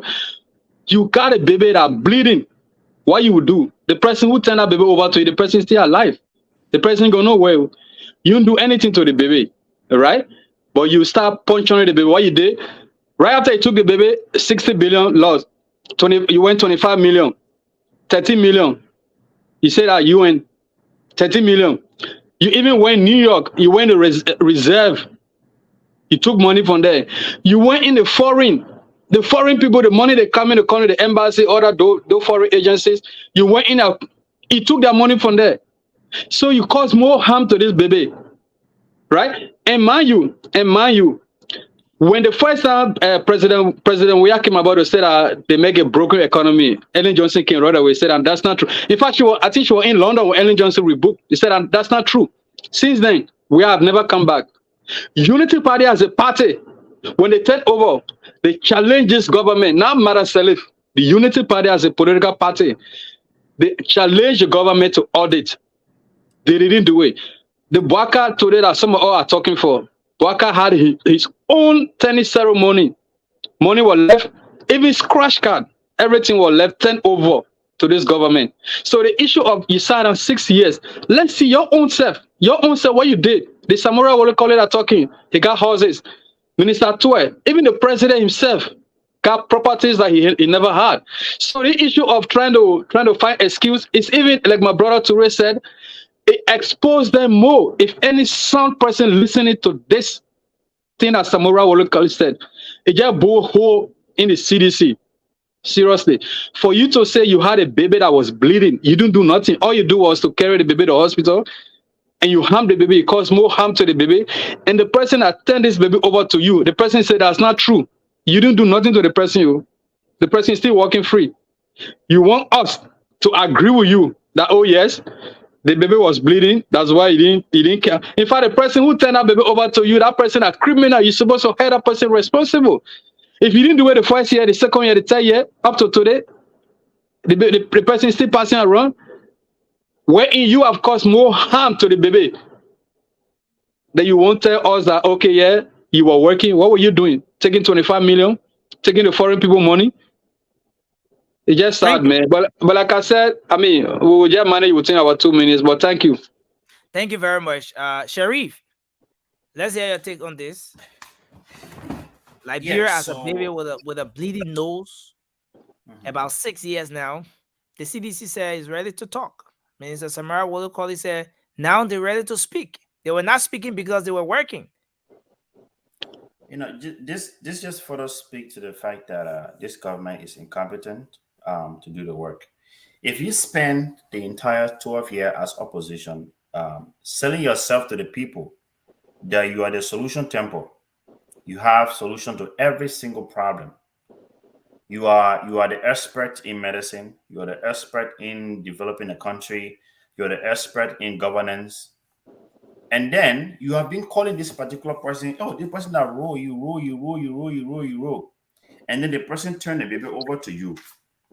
What you have to do, if someone give you something that you don't trust, and you have always campaigned through all your life that this person is not trustworthy, you have to look at that thing to make sure that everything is okay. But if you claim that this thing is bleeding, the baby is bleeding, okay, we understand the fact that the baby is bleeding, but you have been telling the people that you have the solutions. Why you can't fix that problem? If you can fix that problem, just further tell us that you are not competent enough to deal with the problem. But let's just get back to the issue. CDC government from day one, some of us saw it from the get-go that we were not going to get nothing from it. From the CDC government, from the time that we had served as senator in the Senate from 2014, we knew that this government was not going to achieve anything because, first of all, if you're going to look at a society or an organization that's going to thrive or that's going to do well, you look at the person heading the organization. What is their track record in leadership? Where has demonstrated to us that, or he had demonstrated to us in the past, that he was not a person. And we saw it from throughout his appointment in various government cabinet offices. He put people in that had no idea what they were doing. And that actually reflected on their output of what they were actually, how their performance were in government. But again, Liberian people, the time is here. We have less than 35 more days to the election. We can rewrite that wrong. We have to look at one thing right now, or we have to look at a few things. Are you better off 6 years ago, or are you better off now? If you think that you live better now than 6 years ago, you are free to vote for George Weah. But if you think your situations are different from today than it was 6 years ago, then we have a solution for you.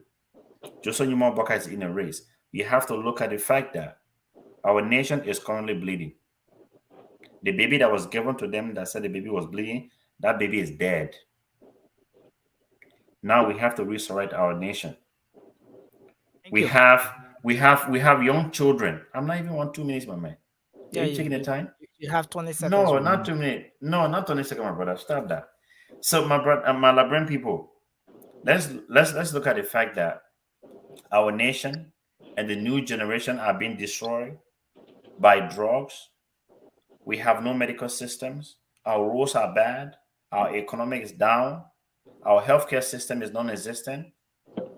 And our governance system is even dead and gone. How can we resurrect that? My people, let's not spread votes. We all can see the trend. We can see the wave. This is a two-horse race. It's either Joseph Newman Barkai or George Weah. Thank you. But here is a clear alternative for you. Don't you. Spread a vote. All of the people in the opposition, they are all fine men. They are all great people. We want you to vote Joseph Newman Barkai. This is a man that's going to take our country from condition we're in today to the better land. Thank you. Thank you very much, Sharif. Let's move to you, Tino. You can weigh in your thoughts on this issue. Again, let me play this audio here for the sake of those just joining us. This is the voice of Deputy Minister Samara P.Z. Wolokoli. Let's see if we can bring this one for you. Situation where we came to the country and there was a major crisis. The crisis was the reason why we were not talking, we were waiting. Followed a situation where we came to the country and there was a major crisis. The crisis was the Unity Party turned over a baby to us and the baby started bleeding from the nose. Called the police and said the Unity Party took the baby in the nose and there was blood leaking from the baby nose. Or do we go to the hospital and stop the bleeding and still go after the Unity Party to prosecute the Unity Party for taking in the baby nose? Which one do we do? As students, financial managers, corporate governance experts of the Republic, up there to stop the bleeding. And our stoppage of that bleeding was to save the life of that baby. And this is our common patrimony in Liberia. Let's hear you, Tino. You listen to the minister. Go ahead. Yes, everything he said, you know, from my opinion, he's right. He's right because the Liberian people, they gave them an opportunity and they screw it up. The baby was bleeding when they took the baby, but instead of them persecuting the person that had the baby bleeding, they started downing with the person that hurt the baby. And he's right that they were working. He's right. Because the moment they took the baby, instead of them taking the baby to the hospital, they took the baby in private plane. They took the baby right down their 9th Street Marshall. They started breaking it down. They took the baby. They started using the baby to build duplexes. You know, they took the baby. They started flying the baby all over the country, all over the continent. They took the baby Dubai wearing Gucci days, everything we can name it. So he's right. You know, for a fact, if you see a child that is bleeding, as an adult, as they claim to be, I think they should think about the country. Look, the first thing Liberian people fail to realize is that George Weah himself, in his own personal life, he failed. This is a person that claimed to be a millionaire in his own career as a soccer player. I understand young Liberian people love soccer players and we admire them so much. He did his thing, but he failed massively in his own personal career. We said this thing 2016, 2017. This guy, he's a very good Liberian. He has achieved a lot for himself, but as a leader, he does not have that capacity, that mindset, that will, that desire to tell a friend that what you're doing is wrong, I will persecute you. He don't have it. Please let us make a wise decision. We shouldn't put him near power. People did not listen to us. What happened in 2018? The moment he took power, he started saying all this stuff about Liberians will not be spectators and this and that. He saw the money, he got confused. He forgot that he was a president. What came to his mind right away was, oh, I borrow a lot of money. I can't enjoy, my man. Y'all bring me one private plane. Y'all bring me all the girls. Oh, you know what? I need to build about 48 mansion. My man, you know what? I need to introduce purple suit. Like, he started doing everything. This is somebody that play with money, but all his money went down the drain in a trickle of an eye. People did not understand why this guy had so much money and he screwed everything up. Then they gave him power. That guy is right. They were working, but the work they were doing was not in the favor of the Liberian people. Instead of them thinking about this country has gone through a lot, 14 years, it took almost 14 generation back. 14 years Civil War took generation back. So instead of them helping that baby, instead of them nurturing that baby, instead of them even thinking a little bit of getting that baby treatment, they hurt the baby more. That is why some of us, we're thinking about Liberia in the sense that let us give this old man a chance. Thank you very much. People may overlook him now, but they will be surprised coming October 10th when the election result is announced. Those that passing around talking that they were working, baby were bleeding, they will be surprised where they will find out. So let them sit there Thank you very and much. keep imagining. Thank you. Thank you very much. Thanks a whole lot. We're gonna take Rudolph, and then after Rudolph, we take Alfred. Cindy, welcome. Thanks for joining the show. We appreciate you for Thank making you up time. late, Yeah. Cindy. Yeah. Man.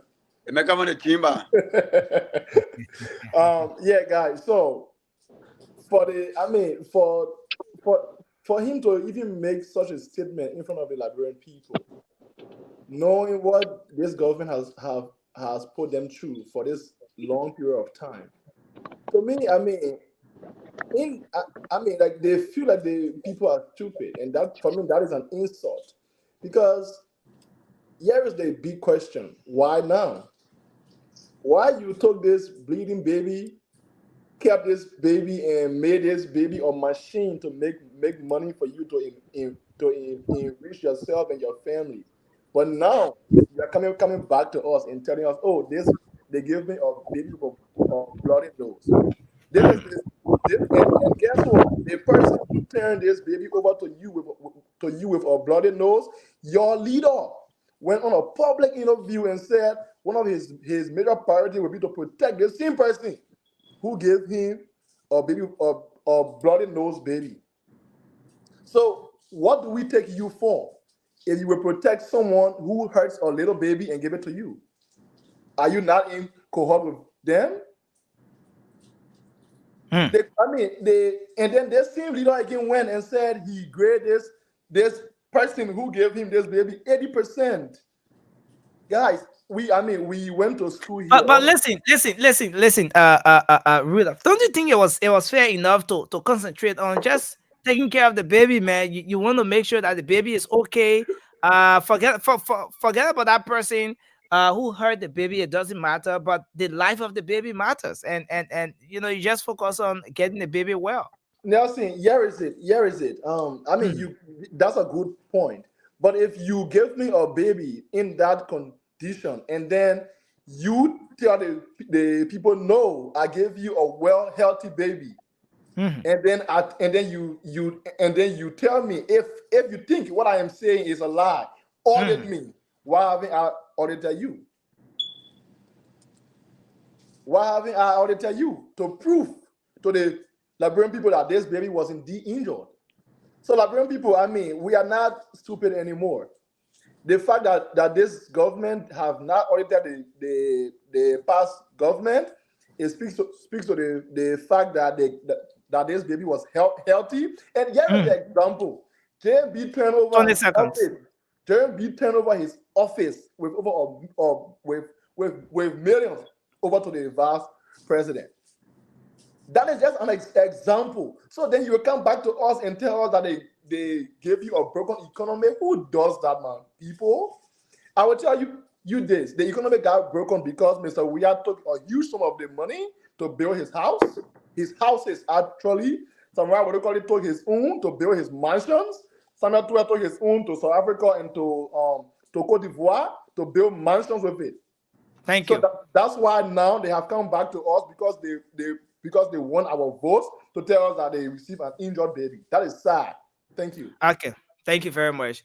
We'll take Alfred. We'll say thank you. Let's say welcome again to our brother George. Welcome, Cindy. Cindy, I don't know why you went off. Mr. Kumis. On George. You Mr. just get Kumis. B more.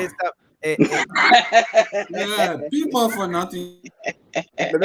My man, don't start at that. Don't start with George. Wait, don't run away. Leave George George. was in there back training us, telling us to go steady, certain things.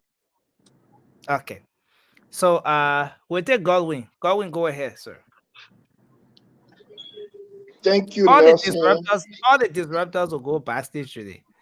Go ahead. Thank you, Nelson, for affording me the time again. I think Mr. Wodo Colley or Minister Wodo Colley is a joker of a minister, and he should not be taken serious, least to say the president. His analogy, I would say, is poor and irresponsible. How can a minister or a sedition of a ruling establishment come up at this time to to make such an analogy. He's right, I would say, because he has joined or he's part of the criminal gangs that has destroyed this baby, that have took the baby back. So for he to be coming out at this time after 6 years, and talking such, he should not be taken serious. He's a joker. And to tell you that those guys have no campaign message or any tangibles to show or to tell the Liberian people that yes, you people, Liberians, can re-elect us for the second time. There's no campaign message. Absolutely, there's no campaign message. And he should not be taken serious. They should not be taken serious. Come October 10, they all will be booted out, and they will face investigation. If found guilty, they will be prosecuted.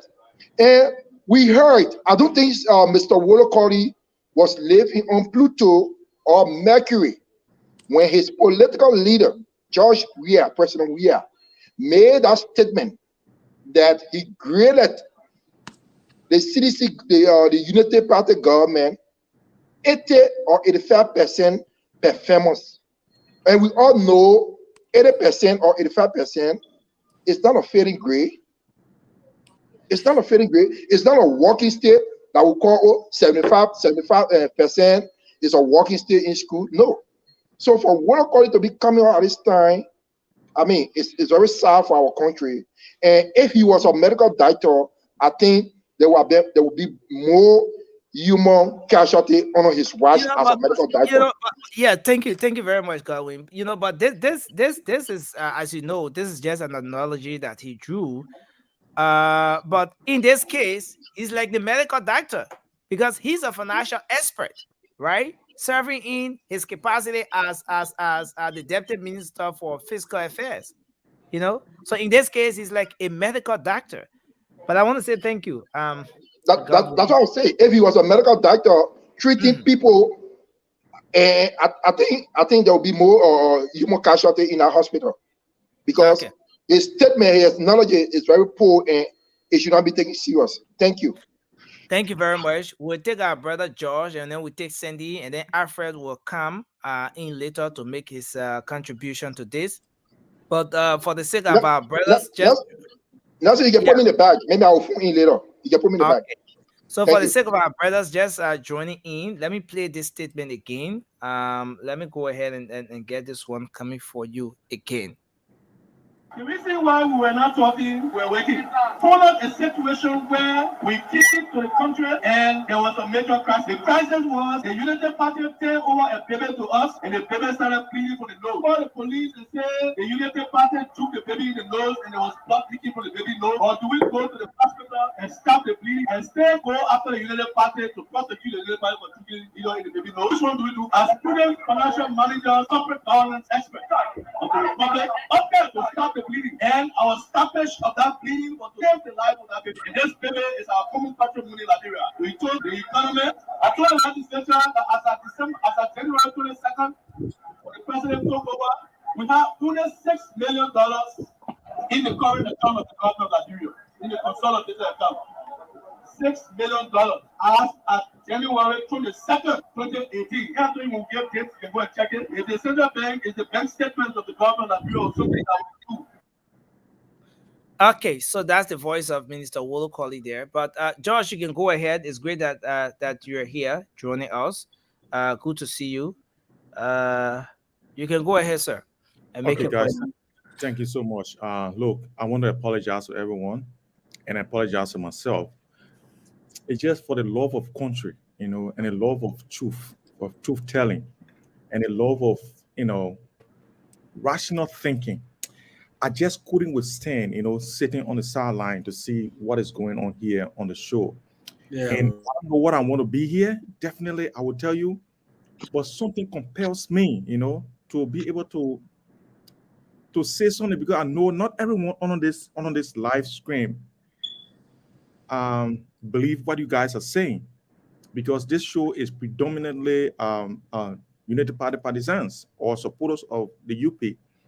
So I just want to make sure that those few persons who are actually on the fence, or those who don't believe what you guys are saying, because most of the things you're saying don't make sense. So I just come back to try to make sure that I right the wrong that is happening here. So for one thing, here's what I want to say. None of you here that I've been listening to have said anything about the statute of limitation for any audit for the government. There is something they call statute of limitation. That means when something happens, the time it can take for you to not be able to take that into court or to not be able to investigate it anymore, there is that time limit on most things. So if what the minister said, he was correct, guys. If you, let's say for instance, an accident happened in red light, and instead of taking the person in the car to take them to EAW hospital, you say the other driver was wrong. So you'll take the driver who was wrong and leave the person in the car and take that person to court to make sure that person will pay damages for the car where they destroy or put it in jail. Not knowing that the person in the car who is heavily injured is still there waiting for medical care, which will now be coming because according to your analogy, they must first prosecute people who stole from the government or people who committed crimes during that regime in the government. That is categorically wrong, and you know that. But you know what? Everything here has to be politics. Even if somebody says this is red, once you are on the other side, it's not red. You will have to dispute it. But as logical people, let's begin to think for ourselves. What the minister said was quite correct. Because for the first part is that in the next 10 years, those people who committed crimes during the Ellen Johnson Sirleaf government can still be prosecuted. So I don't know why it is so difficult to understand that you have to do it right away. The first thing, government running is once you won the office of the government as an opposition, you start campaigning. You get into power, you are campaigning. Guess what? You know how you are campaigning now? The things you do when you get there. That's where the campaign is. It's not just talking. That's what the minister was saying. You're not just going to be talking now. You have to show up and work because that's what you wanted. You wanted to make things good. You want to make the country better. So instead of blaming somebody, like what we often do, say, oh, you're blaming United Party. You're blaming United Party. Instead of blaming people, you get to work and set your butt down and do the people work. And that's what the minister was saying. Do the work, and then you can say, okay, now the country is stabilized. Let's go after these people that committed these crimes, that brought our country to this blink. Because guess what? Ellen Johnson Sirleaf said it, and the newspaper is still out there. She said, Liberian people should tighten the belt because turbulent economic times are coming. And Costa said on his show, he said in the next 6 months, the government will not be able to pay. The government will collapse. I think he said it permanently. He said the government will collapse because they will not be able to pay anybody. So the government had to work to right all the wrongs before coming to complain. So I think the minister was right. If you think he was wrong, it's your business. But I think if you think rationally, he was right to say we will stabilize the country, make sure that everything is working fine, then we can go after people. Because going after people will take time, will take money, it will take opportunities as well. Thank you. Okay. Thanks a lot, Josh, for making your point. We'll move to our brother Cindy. I want to say welcome to you, Jerry Yimpan, for joining us. Cindy, yes, Cindy is going. It's a pleasure. Okay, after Cindy, we'll take Alfred, our brother. Alfred, you want to make a comment? But we'll come to you. You could just note that down. And yeah, just I don't want to go in the battle. I don't want to interrupt. I want to tell you. I don't go. You've already interrupted. Why did you open your microphone? I know, right? Well, go ahead, Cindy. Let's hear you. Come on, brother.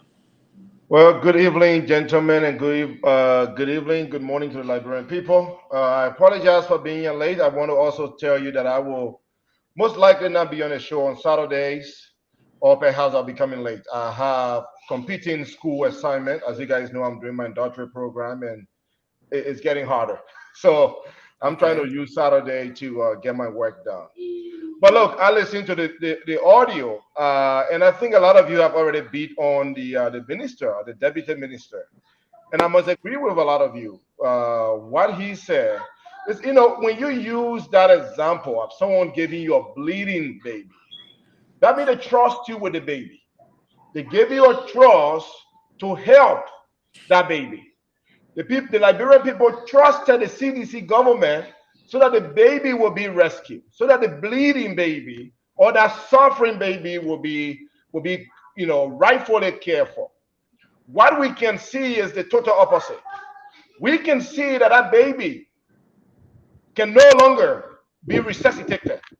We can see that the Liberian people resources are no longer benefiting the Liberian people. So that baby, instead of helping that baby grow, that baby is actually being put in a situation that baby cannot come back alive. The baby has been destroyed to the point that it will take years, and a lot of work to bring that baby back to life. So we all have said a lot on this topic. The CDC government has failed the Liberian people. The CDC government has amplified poverty on the Liberian people. All of our systems that were working during Madame Salif time, and I'm saying Madame Salif because the UP people don't like to be identified with Madame Salif administration.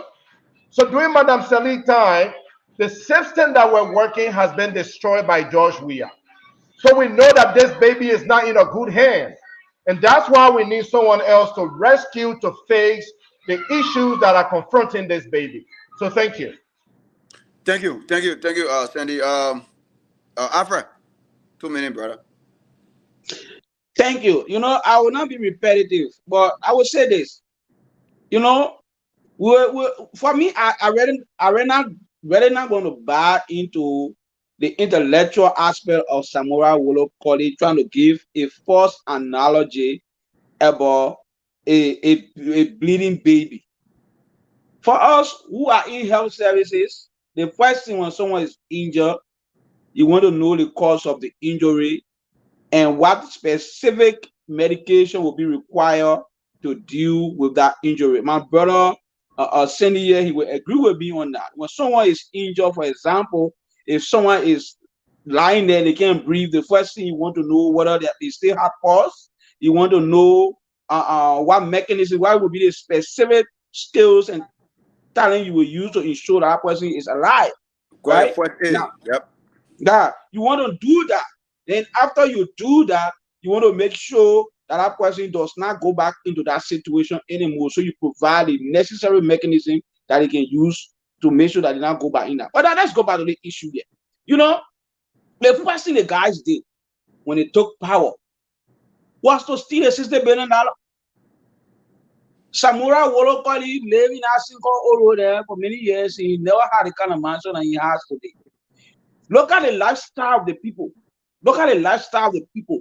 That's why we are saying when Joseph Newman Boaga become president, the first thing we're going to do, we will prosecute these people. So we'll be saying it every time we have an opportunity to come on social media to talk about what Joseph Boaga will do from day one.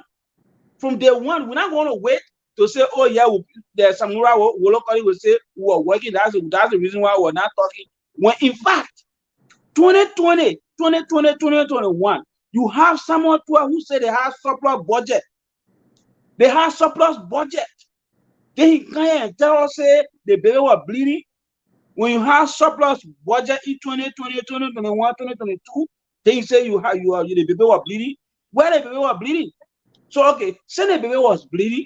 What did you do to the person that caused the baby to bleed? What did you do to them? You didn't do nothing. In fact, you were challenged when you said there was no money in the coffer. The person that gave the baby to you, when you said the baby was injured and the baby was bleeding, the person came out and said, no, the baby was not bleeding, the baby was healthy, we gave the baby to you. Right? So, why now you will come and tell us, say the baby was bleeding, in fact, you were working? So, we're not going to buy that intellectual argument because the argument is lazy. My people, we made mistake. Yeah, we made mistake. We voted the wrong people for our country. So we're begging y'all, the mistake we made, we're not making it again. Joseph Newman Boaga is the alternative, and we should give the women the opportunity to rescue our country that these guys have thrown in a toilet because we're about to be flushed.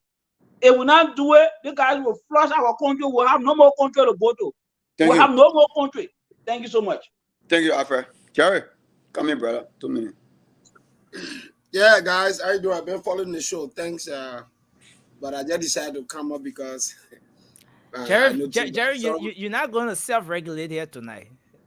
No, You're it's not not going about to it. $2 million, man. Don't eat it, man. $2 million. Even you could give me the privilege of listen, 3 minutes. listen, you're an official of the how do you call it? CDC, not CDC. The United Party. Party, eh? You're an Yeah. official of the United Party now. So that means an official. Let's treat him like an honorable. Yeah. 2 minutes. 2 minutes. We'll give you 2 minutes, 1 second, sir. You can go ahead. Okay, thanks. You see, I hate people to do what they call reckless justification of corruption. Yes, if you sat on the SKD and said you came here to end corruption, and I can remember one time, the very CDC officials, man said he looted no car. They looted, the time president said, he said, what an opulent displays. Samuel Toeren when I wrote something cool, they started outlining what it mean by opulence. So this president, who knew that Madam President government was corrupt and all of that, he came to power and decided to ignore everything that my brother George is here telling you about statutes or limitation after 6 years. Look, if you are a serious person who want to end corruption, you will not come to power or take office without auditing. You need to audit. By the time I listened to George Weah in, I think, 2016 or 17, when he said the Unity Party government like 80%. I know why the 80% disappear again. They bring in baby story. The only reason why you're in the baby Coco story now is because not that they were concerned about anything called baby, they were concerned about building 49 condominiums. They were concerned about taking power, marketing, buying compounds. People who could not afford single room, they bought condominiums. Everything they put their hand in. You see, when I hear people cry about COVID-19, up to today, no accountability of the $30 million, $5 million from Liberian government, $25 million from international partner, no accountability. So it's just another way of telling you, my Liberian people, that you're sorry, we ain't able to even go near where they have the fight against corruption. From George Weah to the janitor level, all of them, they are recklessly corrupt. Everyone knows how will Samra Wolokodi come here and come lecture us. Then my brother George, to be honest, he knows that corruption has eaten the fabric of our society. So people were clapping on the SKD when we are said, even though some of us knew that you were just trying to make a comedy show, and to say you will end corruption, just to come out the next morning and see the president breaking down his properties, all of the corruption, see what will happen at the Freeport. You got a government official being sanctioned for reckless corruption. The office of the president, where people do contract, they do all these things. If people come with 5 million, you say, I want 3 million out of it, the people will go. So the Weah government is not serious about corruption, and nobody should come here and lecture about statutes of limitation. You sat here, you chased Bernie Samuka, you sat here, you established what you call assets recovery team. It became a big fly up to today. So it means that they were all enjoying bathing in a pool. Thank you, sir. So nobody will come here and can lecture about any statute of limitation or any corruption. Let's hold you there, Jerry. Jerry wants to say thank you, sir. Thanks a whole lot. Now let's bring in our brother Samuel Giddings, Maxwell. Welcome to the show, Samuel. Yeah, thank you very much. Thank you, brother, and thank you to all our brothers that coming in with all these good points from different political parties. And I want to say thank you to you, Nelson, for the work you do for our people. And I just want to say something. For me, from the support of JMB, and I would like to be clear on this. This is the time every Liberian should wake up. It's a wake-up call to regain our nation to the status quo. Because if only we sit and do nothing, it will be detrimental to every one of us. So that is the reason why you see we coming on this platform and we try to make this statement. Because if we sit quietly, it will be a problem for us tomorrow. George Weah don't reply, let him go. This is the time for him to go.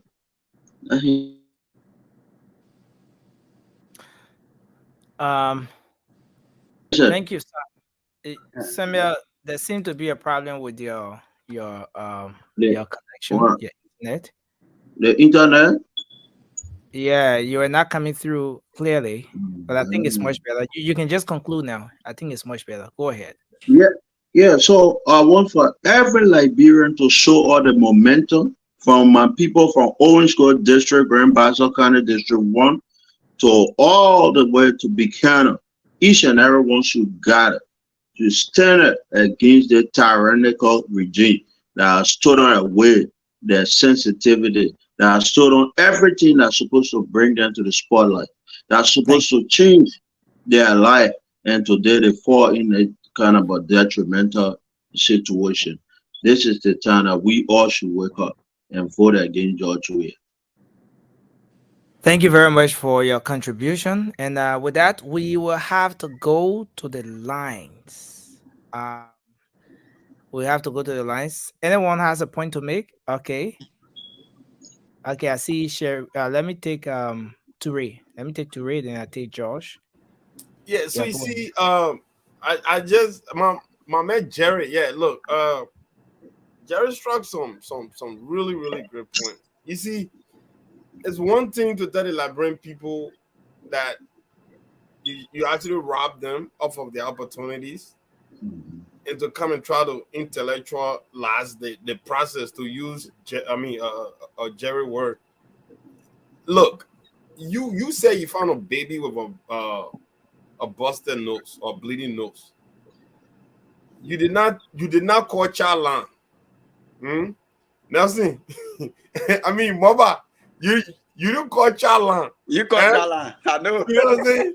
You didn't call child land. Or 911. Or 911. Huh? Then you coming back to tell the people, say, oh, that 6 million you saw there. In the consolidated account. Okay. Right? So I mean, Josh, come in. Josh had a point to make. Let's have Josh to come in, and then we'll go to the lines. Josh, you are muted. Can you kindly unmute? Yeah. So look, what I was going to say is, the former vice president Joe Wakai, during his time in office for the 12 years, he refused for his office to be audited. And if you check in the archive, there will be no audit of his office. This guy made $2.5 million. Josh, is there anything coming in? We hearing something like a fan, or are you somewhere upstairs or something? I'm sitting outside. Sorry. Okay. Yeah. So look, guys, it was soon the direction was soon changed. The house now. So look, he refused for his office to be audited, and now he come and say he left 500,000 in his office account, right? For the now vice president. I had my man I think Rudolph say millions. And I just laugh, because people, when you don't know something, ask question or do a little bit of research, and then you will know. So let me tell you, for the bankruptcy of Knockout, there are audits on the board that anytime anyone can pick up and go and audit these people. For all the audits, every government, there is an audit that happens throughout the government. That once that government is out, the audits are still on the books, they can be audited, or they can be prosecuted if there's wrongdoing, in the audits. So for people to come and sit down here and say, because the government did not establish or maybe a court process to try these people, it means that they themselves were corrupt. Look, anyone can believe what they want to believe, but I know that George Weah is doing extremely well for Liberia, and one of the things that makes him proud is to see a Liberia where, when we come to the airport, when we are coming to Liberia, when we tell people to come to Liberia, they will be excited to go, because it will be a place of peace, a place of welcoming, a place of hospitality. And George Weah is doing just that. And I know that come October 10th, people are going to crowd the polling places and vote for George Weah, because he's the only way. We are not going back. Waka belongs in the back. Waka belongs in the past. He does not know what he's doing. He damaged everything he put his hand on. He including the CPP. So we're not here to talk about Boakai. When people are talking about people that Cummins come 2029, you put my vote. And guess what? I will leave this country, go to Liberia, and make sure that Cummins become president 2029. And that is a promise that I gave to him. Not Boakai. Boakai is the past, and we don't want to be talking about Boakai. I know Mr. Tiawan Gonglo is another man who I really respect. However, I am for the man called Alexander B. Cummins, 2029. Thank you. Yeah. Sandy Yeah, has you got a second. a Yeah, vote yeah, here. listen, I have a quick 30-second concern. Okay. Yeah. Let's take mobile, then we'll come to you. Yeah. I mean, but you call my name, and why are you calling them?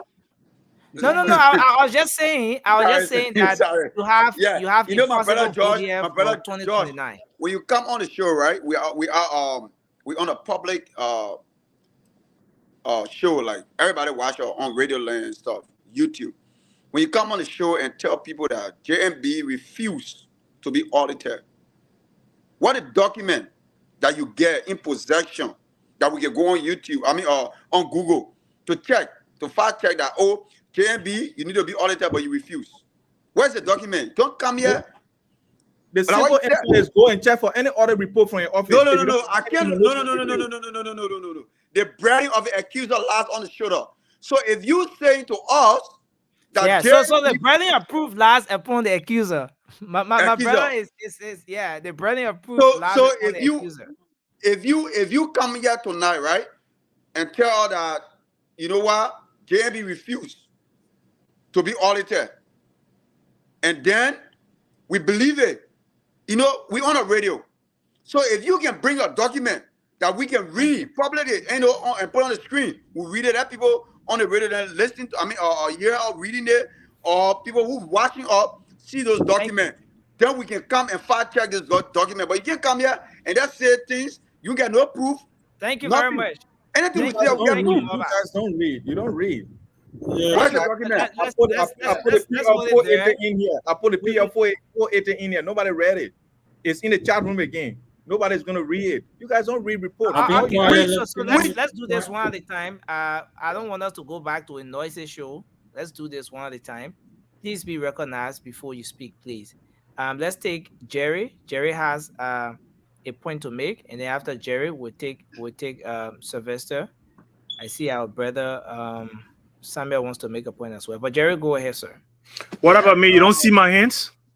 You see, I see the crowd. I see the crowd in the background. Yeah, I got my hands up. So all the people have their hands up. So I'm not seeing your hand. I'm seeing the hands in the background. Let me make a point. Do it at it. Then you see, it is really shameful and embarrassing for George to sit on this platform. He lives in a developed country. He knows what it means by system. He knows what it means by corruption. The extent to which it destroys country. If you are a serious government, Joe Boakai consistently challenged the office of Senator Joa Howard Taylor, who is the current vice president, that I left this amount of money, I left this. She had not challenged everything that Joe Boakai did. There was a current budget. He left everything. He did a turnover note. He always said it. Because we knew that all of the things he didn't get during the time you were playing football, having pleasure, including the time you were, advertising spray, walking naked, and all the pleasurable lives. No, Jerry, just go to the point. He could not go. Yeah, I'm going to the point, but if you can listen that advertising spray aspect there is not really necessary. Yeah, no, that's the kind of lifestyle he loves. The pleasure. Do things. So all of the online, 85 million he said he got. If he wanted to end corruption, according to him, you get in the country, the first thing he called for an audit, like what JMB has promised. JMB said, we know where they're taking the money. We are aware how they are looting our country. We will, on day one, while we're focusing on our priorities, we will make sure they have to tell us why they are leaving. They have to tell us what's going on. So from day one, JMB assured the Liberian people that to demonstrate our commitment to zero tolerance on corruption, we will audit the weird government and prosecute those. Thank you very much. Including returning to public universities or hospital, the 49 condominiums that were built and cannot be explained. Thank you very much, Jerry. That's really I mean, 30 seconds. Roman, 30 seconds. No, but I recognized Sylvester earlier on, so let's take Sylvester. Okay, no problem. After Sylvester, we'll go to Roman. Okay. See, when you have a child in the community that is very stubborn, hard to learn, he goes all over the place. They beat him every day. He can't cry. I will not go back to that playground. The next day, he go right back to that playground. They beat him again. He come back. That's the same as George. You come here and make a vague generalization. JMB refused to be audited. Who is above the law to refuse to be audited? Who is he that he will refuse to be audited? But did your government put any mechanism into place to audit him and he refused? But because they are all a bunch of crooks, and you come here, you exhibited yesterday in your behavior by saying, I will not come here again. That's sure, I knew you were coming back because what? You just like to be politically punched. And you will be the punching bag if you didn't. Okay. So yeah. Thank you very much, Sylvester. Roman, that's more of an attack. Listen, no, let's that's what the whole platform is about. No one is saying anything. Let's discuss the issues. Listen, the point here is but if George come here and say people cannot read, as if you know about people, because the man said 2029 was supposed to me, then he said that's a No, you guys, please.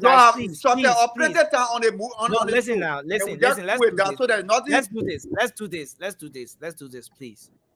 When we come on the platform, we have a subject, we have issues to discuss. The issues about Liberia. Let's talk about the issues. You can be on George from now to the end of next year. George is not Liberia's problem. Raymond is not Liberia's problem. All right, Toure is not Liberia's problem. Cindy is not. All right, so let's discuss the issues. It's a good thing when you come with your own ideas as to how you think this country can improve.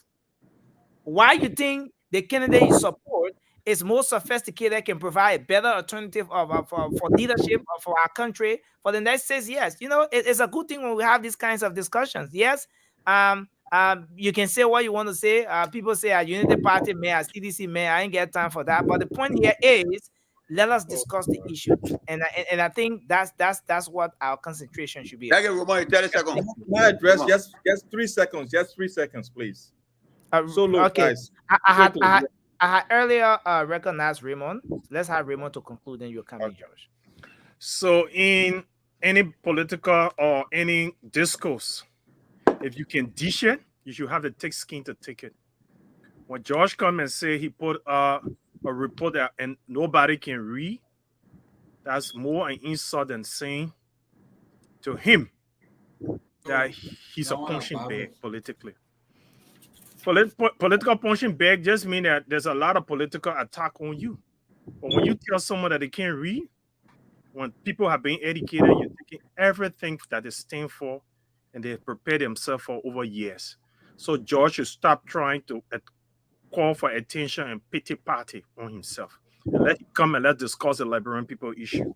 There's no time to treat anybody here like a baby. We're all grown-ups. When we come, we should come with a grown mind. The issue of Josh, every day coming with fallacy and misinformation. When the Liberian people who know better than what he's saying come back and call him a liar, you should take it. When you come and say JMB refused to be audited, it's not just a lie, but it's nonsensical. That's not how government works. Government has authority. And JMB is a subject to Liberia. He's a citizen of Liberia. Under the laws of Liberia and the Constitution of Liberia, he's a subject. He's not in government. He doesn't wield power any longer. He's a private citizen at the moment and a political leader. How can he? Didn't Cummings go to Liberia once and he was compared to be COVID? Yeah. When George Weah will come out of the country the same time and other political leaders will go, we're coming more a Liberian than any other people, but the government quarantined Cummings against his will. coming was quarantine. Thank you. Thank you. So Thank you how very can much. George come here and give us a kind of elementary, baby, lazy lie? And you don't want the Liberian people to tell he said he lied. Thank you. Thank you very much, Raymond. We're gonna take just 2 more points. We'll go to the line. Okay, guys, just quickly. You know, I like facts. And you know, facts They are are yearning, they are eager, they want to have their voices heard. They want a voice, like all of us on this platform. So let's give them a voice. Okay. So let us go to the lines. George, please Come mute, back. man. Your feedback is back. Please mute, George. Thank you. When we come back, we will have a time for everyone to do their closing. You'll make your final comments on the different issues. Yes, but interestingly, Marie Ketor, one of our followers who is contributing in the comment section, made this comment. She raised a serious concern about this when we had the What's on Your Mind segment of the program, where we're asking you about the issues that you think is of concern, or those issues that are of concern. And wow, is the font size is very, very, very, very. I don't think I have an eye for this. So we'll go and come But you back. know what? I can read it for you. I can read some Come again? information being Who has it circulated, from the especially end? online. You want me to read it? Okay. So go ahead. Go ahead, Mova. Okay, information being circulated, especially online, suggesting that the CDC has announced planning events for September 7 is a fake news and support of a early statement issued by the party Victory Campaign Committee.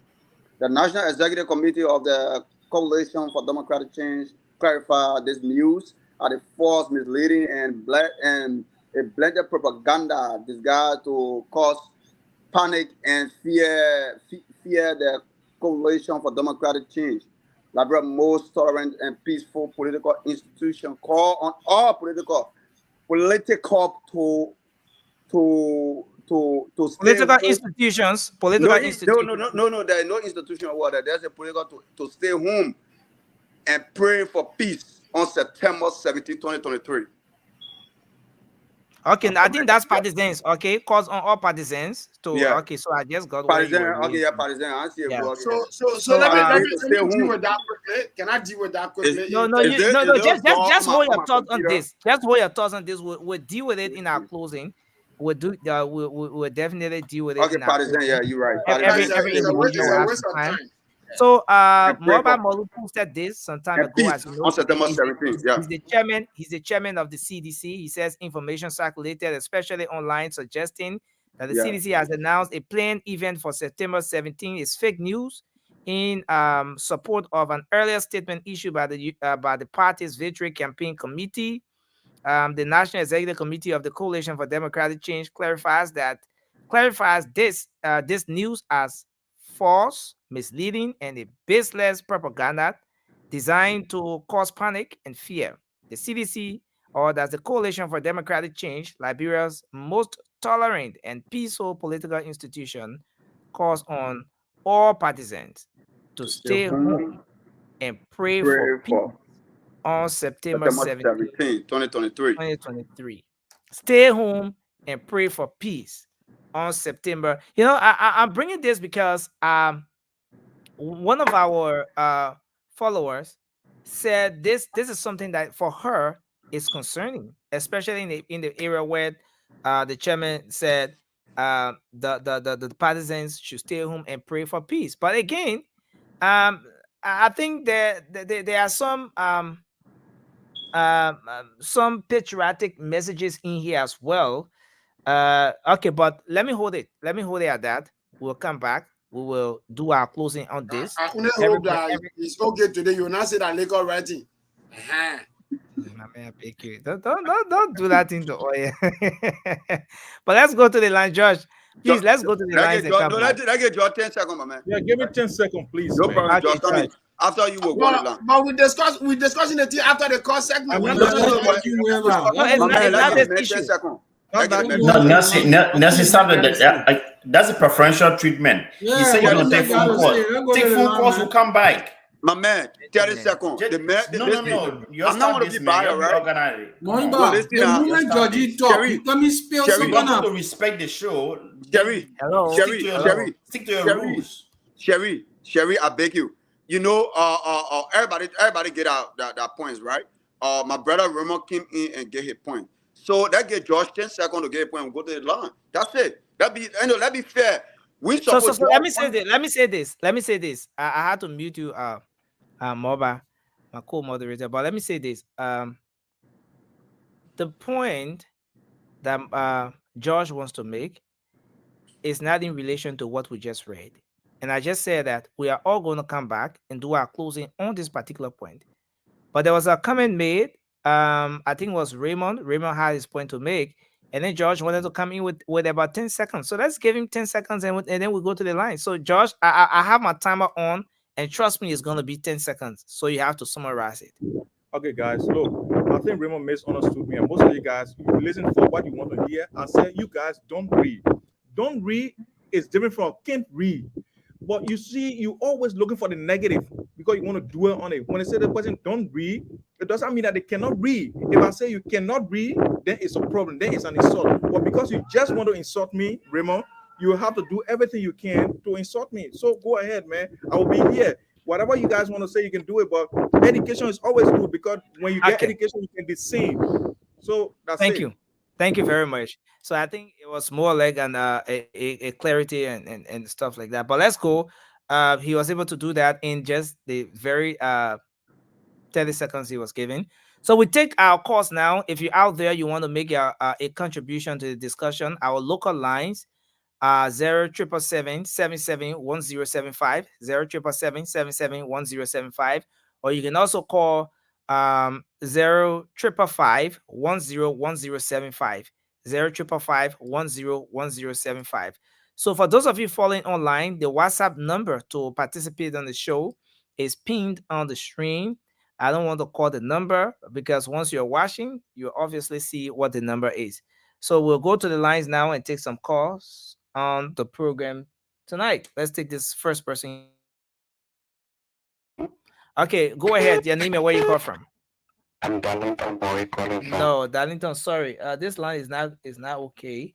So let me take call from this 0555. So just direct all your calls to 0555-101075. That orange line is not working well. So let's take the calls from here. Hello. Yeah, hello. Okay, you're live. Your name and where you call from. I'm Adola Ibeleze. Okay, go ahead. Go ahead, Ibeleze. Let's hear you. Okay, I appreciate the effort of the guests from the CDC camp will be out there. But I want to make you understand that we Liberian people, we are not stupid. And I tell you that the technical government will remove because they've never been telling all the truth. Okay. Yeah, they have never been telling all the truth. For I've been on sedition before, but then I have to know that this government is not a serious government. Because for one part, if you see as a government and say that you do this, you do that, it must be proven beyond all reasonable doubt. All the promises they made, yeah, our brother all on the street, they clean, they taking all kind of substances, and you now catering to that. Thank you. And more, our president, he don't want for somebody to be like him. That one thing I noticed about him. Thank you very much. Let's hold you there. Hello. Yeah, just conclude so we take other calls, sir. To conclude, you were Labrador promoted you, although you see.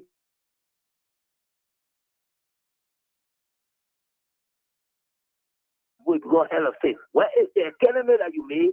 That the economy that you put together that our parents can go and learn to. Thank you. Also come on to be like Thank you very much, sir. Let's hold you there and take another call here. Let's take this person. Hello. Yeah, hello. Please go ahead. Your name and where you're calling from. Yes, I'm Sandy. I'm calling from Australia, Melbourne specifically. Okay, go ahead, Sandy. Well, I just want to say thanks to you guys for the show. But look, I have done my own assessment, And I think this election, I can see the Ome is in the clear lead. And I ask our Liberian people that I think it's time about to make a change. We know that Georgia has failed us, and I think the trust that we imposed him in 2017, he has not lived up to the level. And I'm asking my Liberian people that it's time that we make a change. Thank you. Okay. Thank you very much. So, yes, Thanks for your contribution on the program tonight. Let's go to this line and talk to we lost this person. 0555-101075. We take this person. Hello. Yeah. Yeah, go ahead. Your name and where you calling from, sir? Yeah, my name is Obobo, calling from District Number 4. Okay, let's hear you from District 4. Yeah, you know, our brother there defending the CDC government.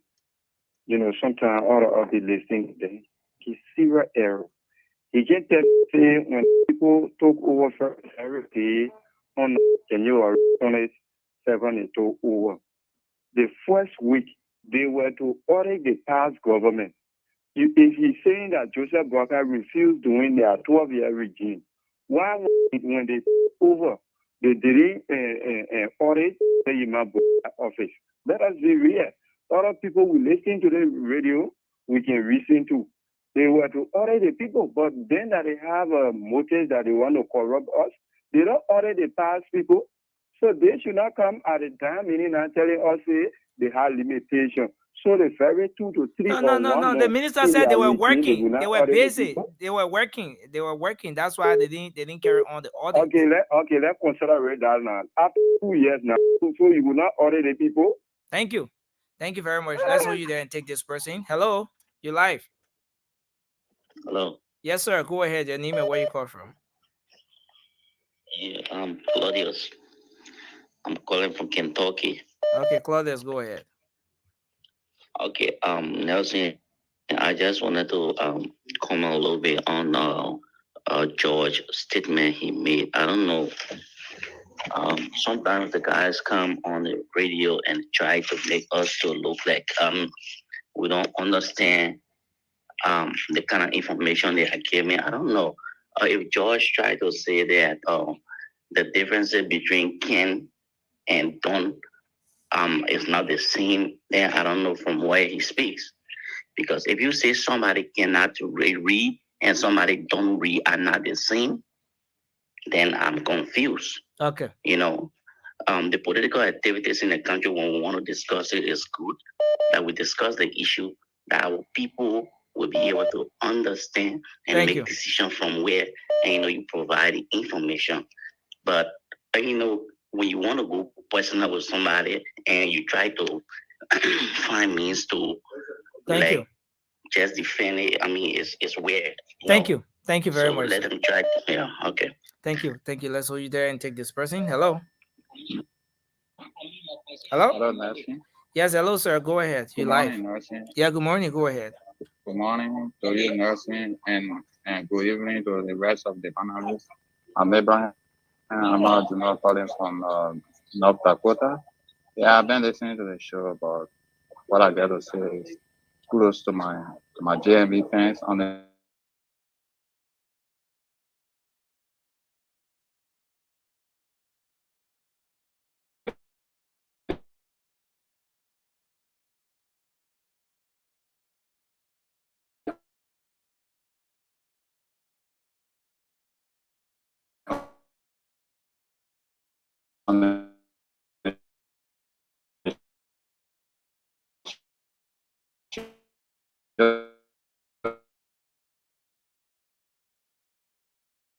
children again for Thursday. They are taking a lot of money around. How can a minister working in the government for the past 6 years, how much is salary and you will be able to back 2.3 million naira? Having a government who's free education, 7 salary. If someone begins to and then he cut $100 person.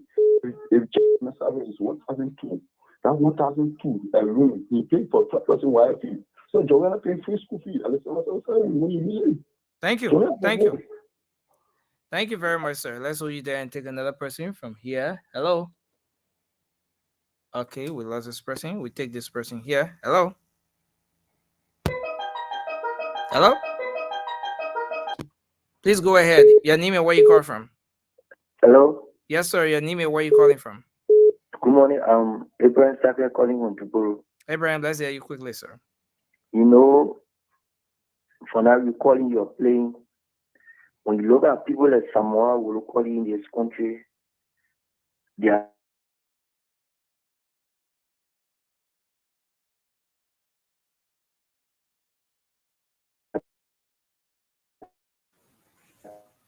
The caller have technical glitches.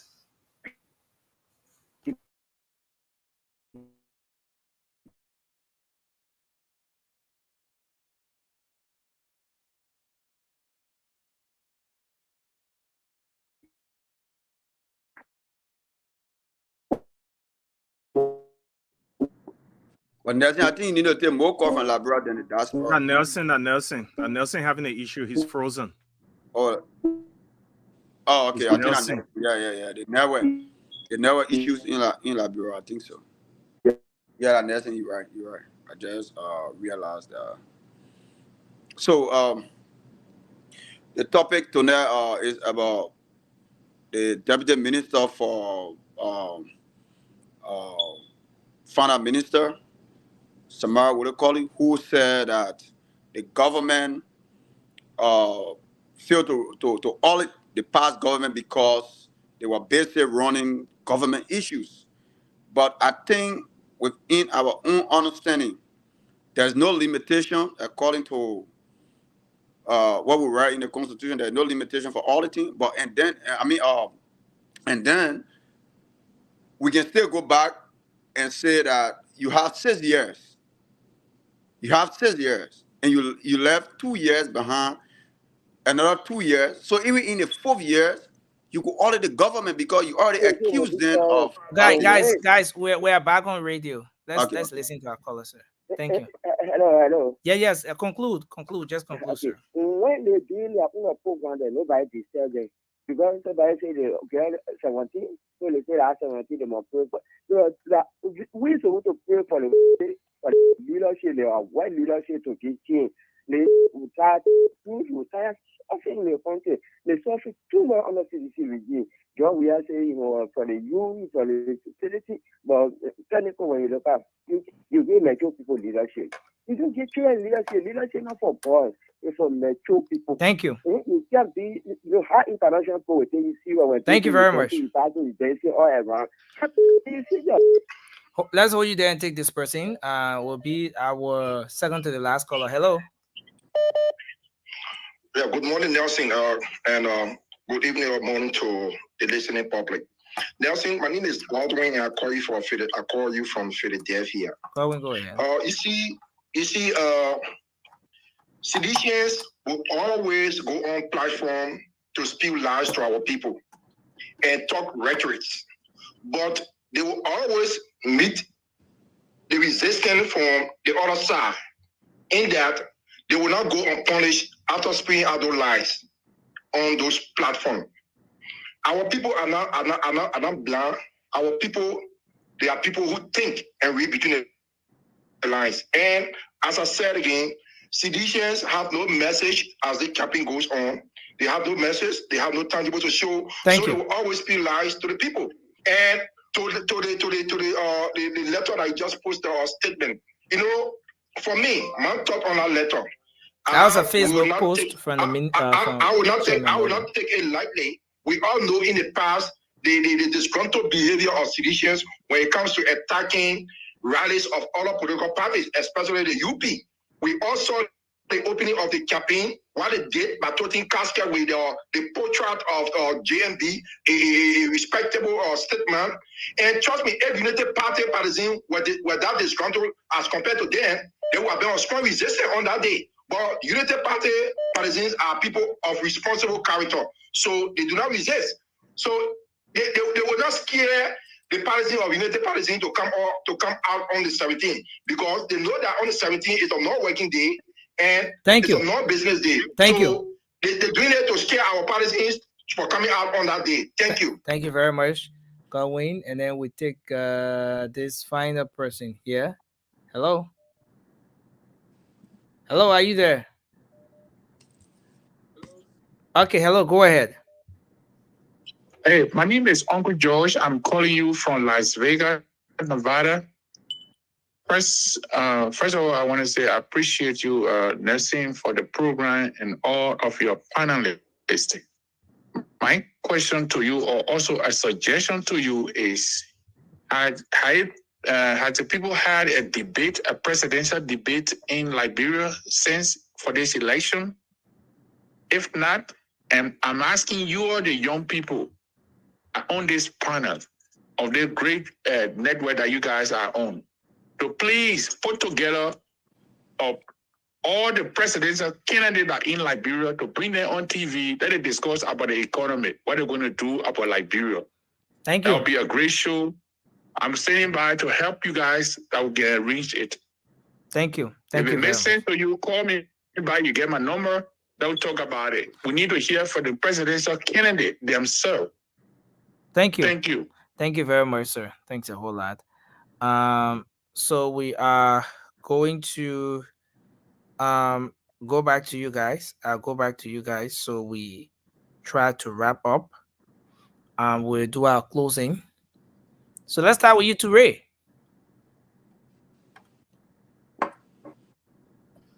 Yeah, Nelson, thank you, man.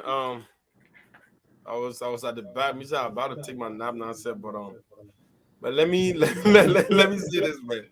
I want to appreciate you guys for always finding time to come here and speak to our people. And Josh, I must commend you, bro. I mean, for you coming back. Like I said, in as much we might have our disagreement on issues, we also have your right to, to express your issues, and people also have their right to react to it the way they feel like it.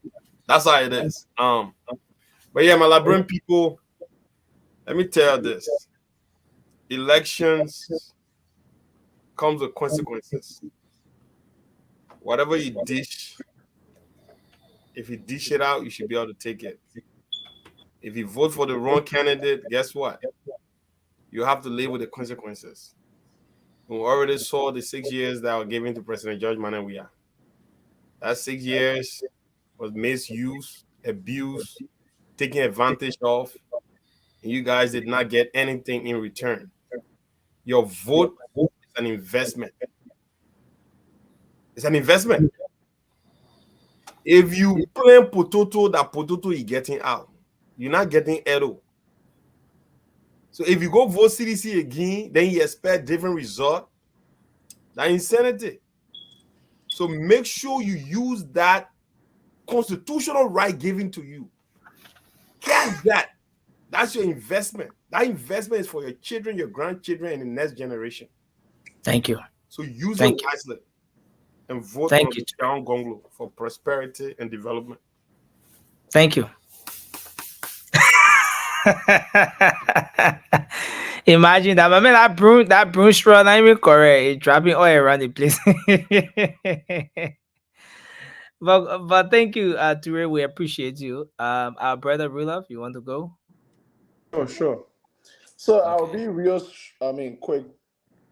I'm not trying to go over my time and make you send me back to the backstage again. So I will be concise. My Liberian people, I know most of you who are not voting for JNB or CDC. I mean, for you guys who are voting for people like Cummings, Tier 1, and the other guys, let me say this to you guys.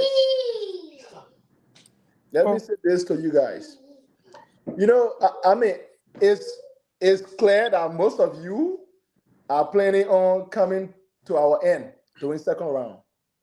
But let me say this. We are hearing every day from this government that there is no money for second round. That statement alone is scary. That could lead to you guys suffering for a very long time. So let's shorten our suffering. Tier 1 is a very good man. We have a lot of respect for him. And I will say to you, we have a place for him in JNB government. Thank you. Mr. Cummings is a smart man.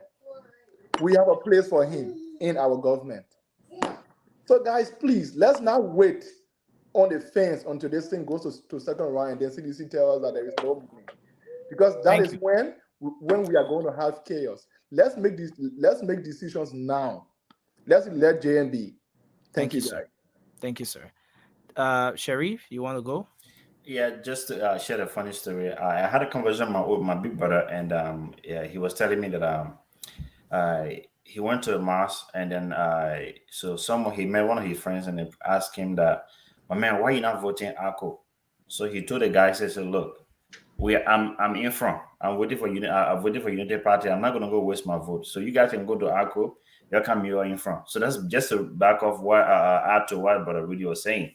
Again, we don't want to waste vote.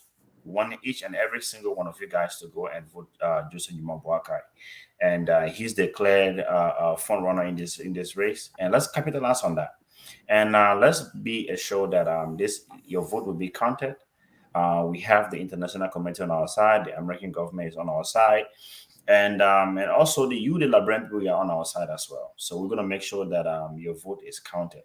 And we're going to have a pool washers all over. And there are a few things that we cannot mention here, but we are diligently working in the background to make sure that all your votes are counted. George, we all know that if as a parent or as an individual, if you work at the job, you are given a measurable goal to achieve at the end of the calendar year. And when that calendar is over, they go through that performance, they go through that goal to measure you through the key performance indicators to make sure that if you do meet your goal or you fall short or you actually exceeded your goal. And we have seen the report card of this president, and then the report card is very big. The report card is very bad, and then he has not done anything, and he failed pretty much everything you, the Labrenpo, mandated this man to actually do for you. He failed in everything. And how can we give him another chance again? And we do see every political or every politician, if you are running for an office, it should be based on merit. It should deserve it. And this man has not given us any tangible achievement that he has done. Like my big brother Jerry always say, like the only investment this man brought to us is a smart AI. Is the only thing that he brought to us. Thank you. And let's get rid of this man. And you have your chance on October 10. Go to the pool and vote Joseph Numa Boakai, and we can revamp our nation for the better. Thank you. Thank you, Jerry. 1 minute 30 seconds. Mama, you give everybody 2 minutes. Let me get 1 minute 30 seconds. But I mean, it was a wonderful show. You guys did well. Talk is better than war. Let love exchange opinions.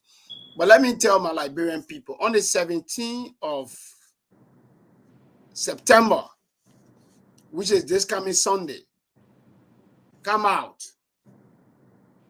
We are officially sending a strong message to the WIA government that our husbands are tired sitting down home where there's no job after the president promised that he will have, strategy to create jobs, 1 million plus jobs, but he put over 700,000 people back to poverty. Liberians are suffering. Our teachers cannot take their salaries.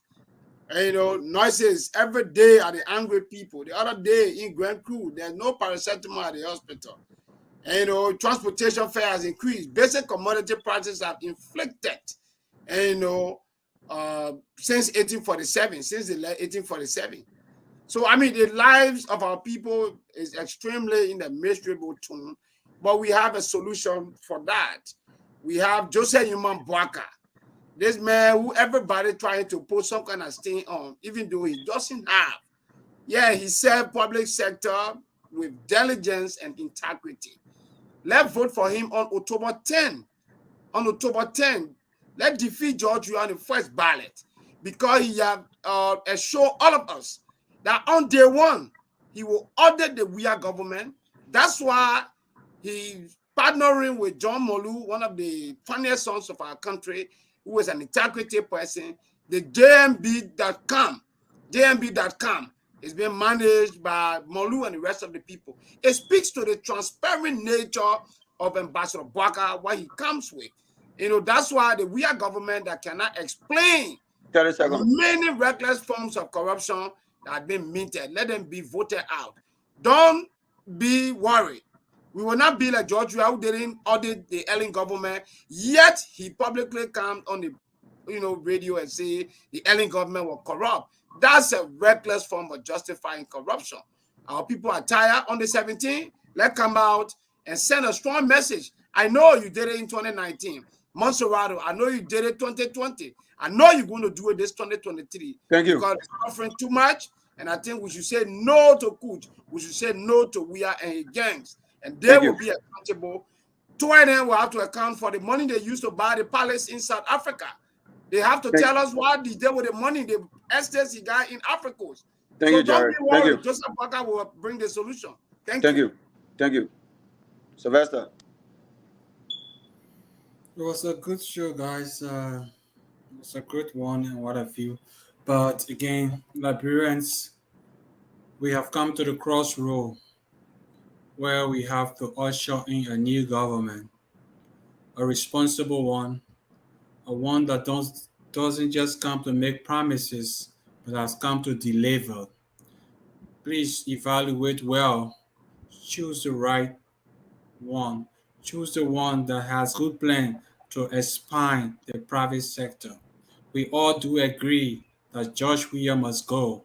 And I heard the other parties saying, Tiawa Gonglo, we have a place for you.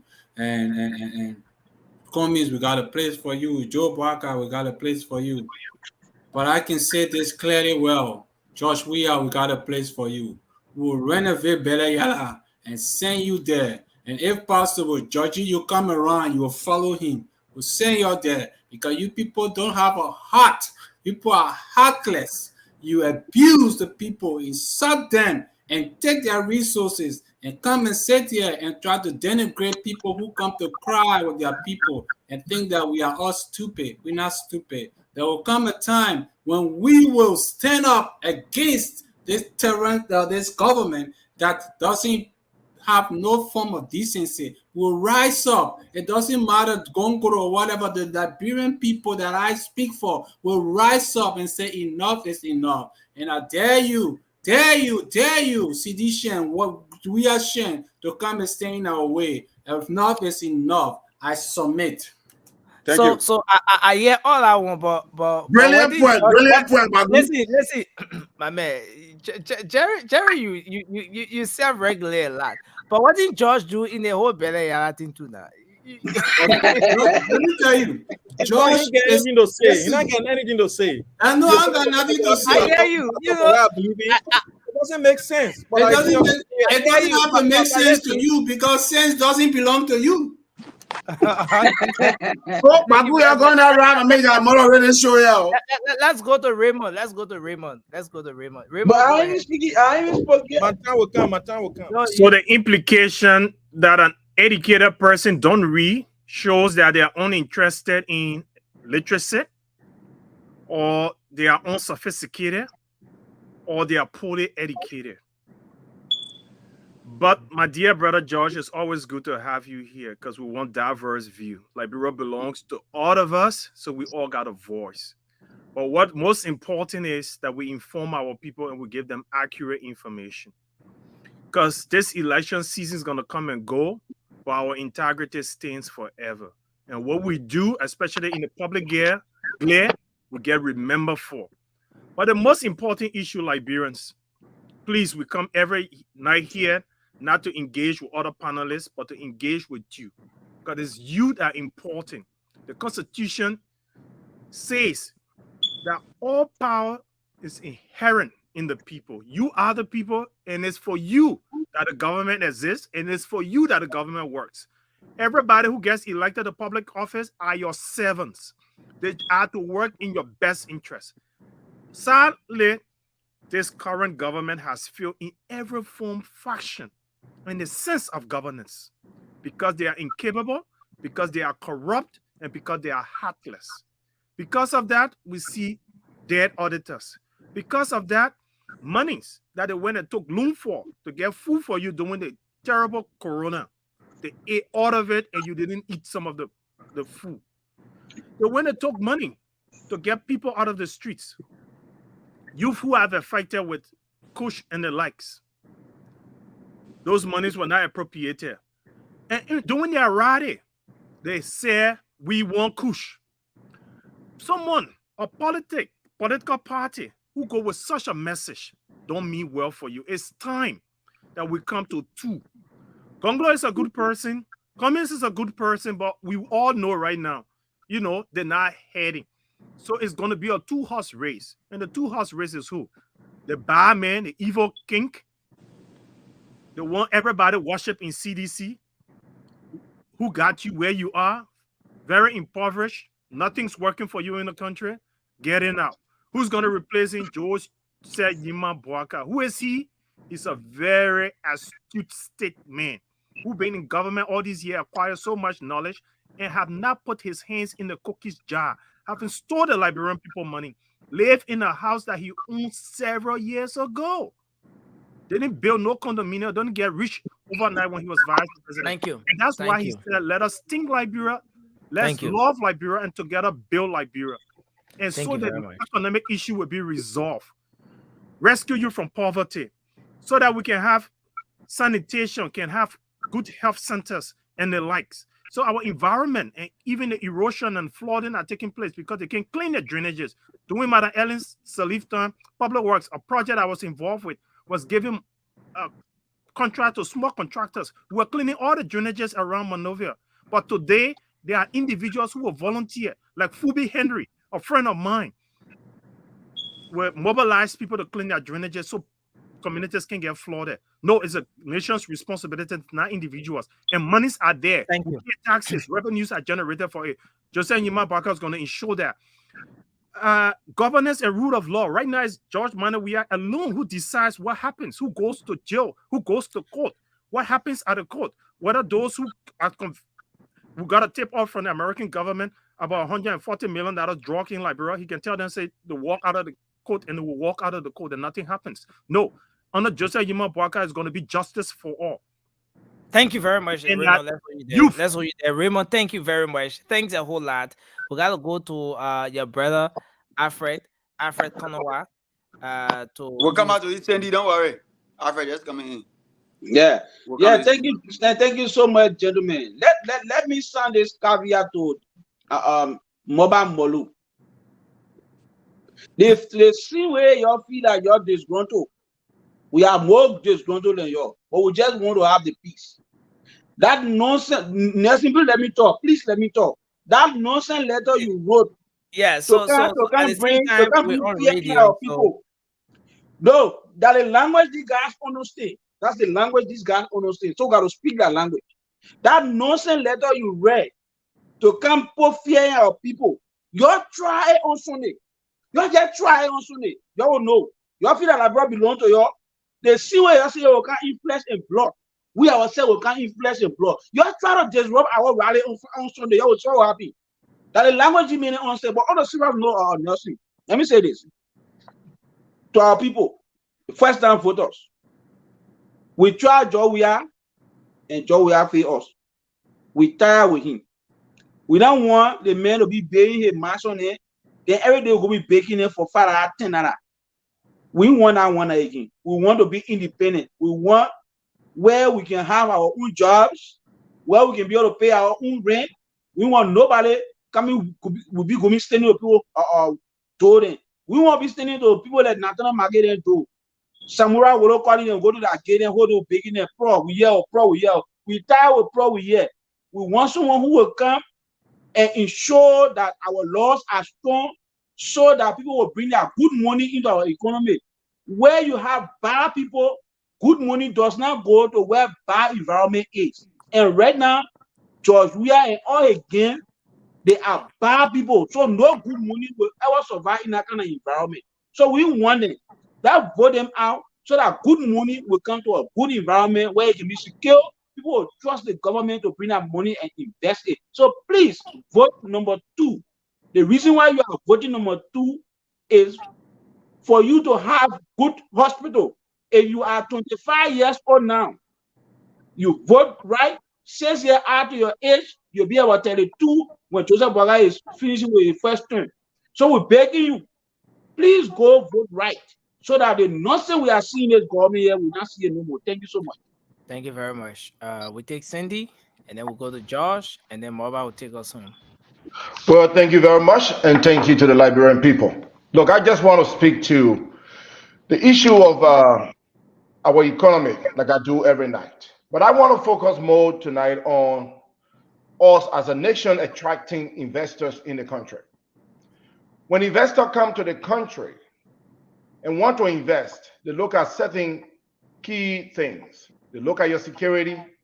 They look at the individuals that is leading your country or that is ruling your country, which is usually the president. And they look at the people around the president. And we do know that currently, under this administration, we are not getting investors in the country because the administration cannot be trusted. The security system is pulled, it has been destroyed, and our judicial system is compromised. So no one wants to invest their money. We also do know that there are a lot of candidates in the race that are farm people. We all agree. But who among them that can attract the best investors to come to Liberia in a very timely manner? Who has proven, who has worked in systems that are trusted and that has proven to be trusted among the best around the world? And I can tell you that person is Mr. Alexander Cummings. If we are looking for a Liberia where investors will come to the country, invest money, bring private businesses, so that our people can no longer be dependent on the $100 government job, $150 a month government job, but can have real private sector jobs that will pay them good money. Then let us elect Mr. Alexander Cummings. He's trusted. He has worked with people that know him. He has great friends. He has people that have followed his track records. They know what he has done and they know what he's capable of doing. Let us not be fooled by who has been here for long. That's what our people are telling us. Mr. Bwaka been here so long. This person been here so long. I always say it is not who been here longer. It is how well the individuals are doing here. Within the time frame that Mr. Cummings has returned to Liberia and has actively been involved in the Liberian politics, we know what he has done. And Mr. Cummings has not been sitting back. Even before active political participation, he has always been in the background, been a consultant, been helping Liberia and the Liberian government in so many ways. So Mr. Cummings is not new to Liberia. Mr. Cummings is not George Weah, who when he helped one person, the entire world have to know.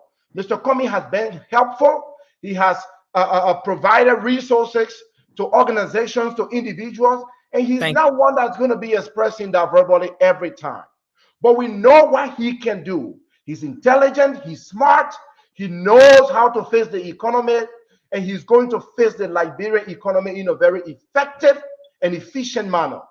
So if we want our hospitals to work again, if we want our education system to work again, if we want a trusted, respected leader that will take Liberia to the highest, that we all will be proud of, then that person is not Mr. Weah, that person is not Mr. Bwaka, that person is not Mr. Gonglo, that person is Mr. Alexander Benedict Cummings. So I'm asking you, Liberian people, vote wisely, vote on ideas.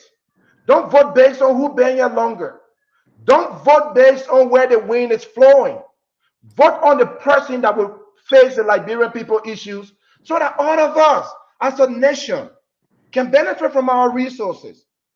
It is so sad that only few people are enjoying the country. My young people, around my age, you deserve to enjoy your country. You deserve to be employed. You don't deserve to be a beggar in your own country. You don't deserve to go to politicians and wash their clothes and be their gate man before you can feed yourself. You deserve to enjoy your country. You deserve a future of your own. A 35-year-old, 40-year-old still living with mom and dad cannot provide for themselves. Don't blame yourself. It is the country you find yourself. It is the system you find yourself in now. Let us change the system. Let's improve the system so that all of us can benefit from Mr. it. Cummins, thanks a whole lot, And I Mr. Cummins. thank We you. appreciate you. We appreciate you, Mr. Cummins. Thanks a whole lot. Thanks a whole lot. Look at Raymond putting finger up. You when they say thank you, you can go for 10 more minutes. By the way you talking there, you giving inaugural speech. That inaugural speech. We feeling winning that inaugural speech. I want to say thank you. They got a lost Cindy, man. Got a lost Cindy. I can Let's enjoy move it. to Josh. I can enjoy it, man. Man, be sitting quietly waiting for your time. The other day, Josh, best friend Amy called. She said, Cindy brings the child stealer vibe. You know, that great communication skill. You know what? No. Actually, But right? Cindy, one thing I still don't get is why is your camera in different direction and then you're always looking in another direction? But the man explaining long time, man. The man spelling at the shooter. We're not hearing you. Sorry. No, I must confess, when I'm on this show, I'm doing homework and I'm trying to focus. So that's really why. But, that's great. Because they may get attack ANC. To be frank, you see, I really but you see, more about the issue is the ANC folks, they say anything about George. They wouldn't say that target, their chairman said it was a strong collaborator of the government. Thank you, guys. Let's move on to Josh. Musa Bede get roll for money. They didn't get time for it. Everything bad about Musa Bede. Please, let's go to Josh. People getting the vibe. People getting the vibe. Josh, go ahead. I'm muting Jerry now. I'll make sure Jerry doesn't interrupt the show. Oh, go ahead, Josh. Take 2 minutes. Let's hear you.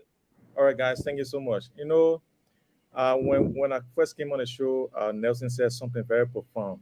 Here's what he said. He said, George is not a problem for Liberia. And I will tell you that even President Weah is not a problem for Liberia. Our problem is ourselves, the decisions we make every time. Like I see the guy who sits in America and cannot understand when someone says, when they say the man can't be me, that means the man does not have the ability. I mean, you're challenging him. But when they say somebody, he don't do this, that means it's a matter of preference, ability. It's not ability, but preference and choice. So it's just baffling how we understand things and the way we do them. It's so. My man, who doing the thing again, man? The thing is distracting, man. Come on. Oh God. My man, Tom, man. Well, just show now for you, man. Everybody talking. Hey, Toure, stop this type of thing, man. And when I want to, I really get emotional when these things happen. Everyone was talking. Nobody, this thing did not happen to anyone. It's happening to me. Gentlemen, let's go ahead. Just go ahead. Judge, you have your 2 minutes back. You have your 2 minutes back. Judge not related to Chancellor. Related to Chancellor. Josh, your skin teen at balloon. Yes. Josh has his 2 minutes. Let's go ahead. Josh, conclude, Josh. Yeah. So the thing is, guys, look, Liberia is for every one of us.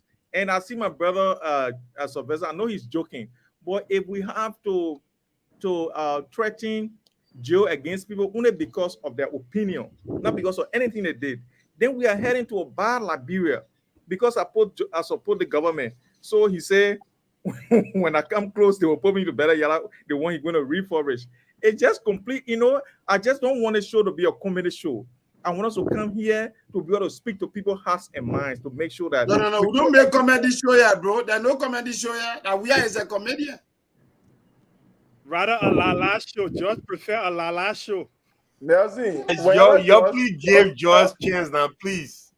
Yeah, please give George chance, guys. Go ahead, George. Oh, man. So here's the thing, right, guys? Look, we all belong to Liberia. Liberia is all that we got.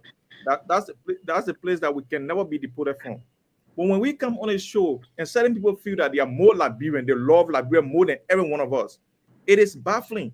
It becomes like something that it's hard to understand, because if I know that everything that I am today was given to me by Liberia, because if Liberia wasn't a country, I wouldn't be George. I don't know who I would have been. So if I know that I want to give back to Liberia, the little Liberia has given to me, and then someone comes here and say, because I support certain person, so that means I should not have a voice, I should not say anything, or everything I say is nonsense, people insult me, they do all sort of things. Lord, let me tell you, October 10 will come. George Weah is going to win the elections, and we'll all go back to our very works, because George Weah has done enough on the ground.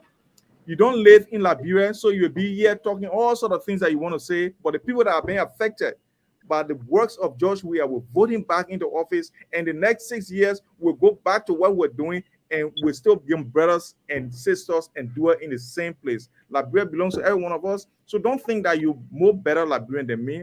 I'm not better Liberian than anyone, neither are you. So let us build Liberia together. Let us make sure that we put our hands together. I know Joe Boakai to be the past. He's never in our future. Those who are forcing him to be in power is because they want opportunity. They know that when he's dead, they will run the show, because he cannot run the show. So these are the people that are pushing Joe Boakai to become president. Joe Boakai does not want to be president. He knows that he cannot make it. He cannot even stand for gave you a piece of paper telling you to stand up and read. He will not. He cannot stand up for 5 to 10 minutes. He will want to sit down. The old man cannot make it. Those who are forcing him to go there, those are the people who want opportunity, who feel that they will get in power, they will get more money, and because they don't have opportunity anymore, and most of them cannot work in the private sector, they want to go back to government. So they are running behind the man, propping him when he won't fall down the wall. That private sector for my man. They make sure he gets into power so that they can get back their jobs, and that is wrong. We have to work hard to make sure that we contribute to Liberia in any way we can. Don't sit down in South Korea and be eating fried chicken and be talking all about nonsense. No. George, you don't do that, George.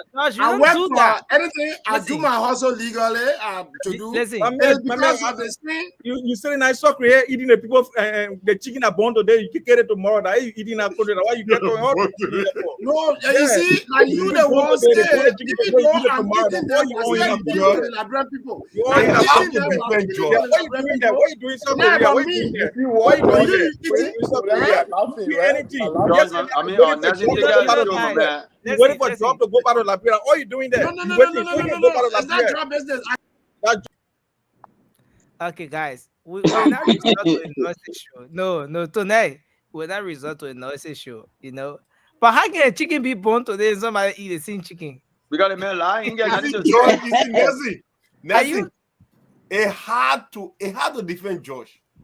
It had to defend. I'm telling you. It had to defend George. You see, George like to mesmerize people with a low voice and just be entering people's skin. That's how George can do. They want to enter his skin and then he start crying at baby. Okay, so let's go to Moba to take us on tonight. Moba, go ahead. Yeah, thank you, Nelson. For my closing, you call me Beya Betuma. Oh, Eugene Fagona? Oh, no. Listen, Eugene Fagona my uncle because from the same side. Okay. So, for the benefit of the doubt, for my closing tonight, you call me Beya Betuma. My brother George, he know the facts. He know what happened in Liberia. But because he want to be a weird shame, because that's sedition can flip, sedition can know the truth and they come out to speak the truth. But he want to be a weird shame. And just come and protect Weah in a direction that everybody know is negative. We all love Weah. George Weah is he played football, he put Liberia on the map. We agree. But when it comes to governance, George Weah is not even close to governance. Because we saw it during the Lone Star, where he used to dictate with his friend when they made decision. Only he, George Weah being a dictator long since before he could even become president. So when we come on the platform, let us get the people the factual information, the fact that when they sit down, when they digest the information, they'll be like, yeah, that's true. Our brother telling us. But we shouldn't come on the show every day and say contrary to how the people living. Thank you. Doing any regime. Think what? 100 times better than Georgia regime. I told you, say I talk to ministers, people who work in your government. I talk to them. And when we talk, every time they tell me, they say, my man, look, they're going parade your calling, you say you'll get 100 people, you'll get 1 million people. I know ministers who they get 10 t-shirts, 10 barrack, and $500 United States dollars to force them to bring extra 10 people, each ministers. 10 each minister. Sir. No, I can make me conclude. All the men yeah, my man, but that's not we get beer of me. Let me conclude. Nelson, let me just use 10 seconds to say something quick. We can go home and bake you. Listen, let me conclude. Let me conclude, right? Don't minister confide in us because they can come on show on radio to say those things. So they confide in us to tell the Liberian people that they are tired with the government. They don't want the government. They and their family will not vote this government because the government is based on lie, on deception, on corruption, on killing innocent people. Then we'll sit down here every day. We say, well, all the people that died, let it bring proof, let it bring document, let it bring closure to us that the people they were investigated and their case came to conclusion or closure that these are what happened to those people. Those people were drowned in the water, or the other people from Mesquisa, or the one. Let them bring the closure. They can't or they cannot because they kill other people in cold blood. Then we hear everything back in the government. The government is a tyrants. Torres are tyrants. He's a dictator. He's a rogue. He's a criminal. My Liberian people are not vote for that man. That man is a big criminal. Thank you. Let's read them more. Vote for JMB. Tosa Yima Bwaka. He's the best alternative for Liberia. Thank you very much, folks. We have to go. I want to say thank you to everyone. Thank you, thank you to Ray, Cindy. Thanks a whole lot. Now we know why your camera is in one direction and you're always looking the other direction. Thanks a lot.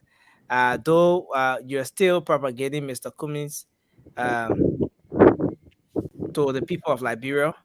I want to say thank you, Alfred. Rudolph, you said you wanted 10 seconds, but you already had it, so I think you made your point already. Thank you, Raymond. No, I don't want 10 seconds. I don't want 10 seconds. Gary, even again, 20 more minutes. It will not be sufficient for Jerry. No, that 10 seconds. 10 seconds. Jerry, you got my time. Say that again. Okay, so Jerry, what you want to say in the 10 seconds? No, you see, when people are out of argument in pertinent, there's a serious platform. George, George Weah is a dictator, like my brother Moba said. You know, one time we went to the long place. Yeah, that time it's not different talking point. No, listen, not the talking point. Your 10 seconds going to 5 seconds now. And then you just setting the premise? No, I said the premise. They don't just say, oh, my man, so when you president, we'll call you president. Open, he say, you're not wearing my government. He sacked the man before he became president. And when he became president, he brought long list. Someone knew on it that we can never be. My man, Valai Dore, who died, all the kind of Stephen Johnson, they got a list. So, I mean, these people came to loot and just get away with other people. We are not desperate for jobs. Some of us can survive.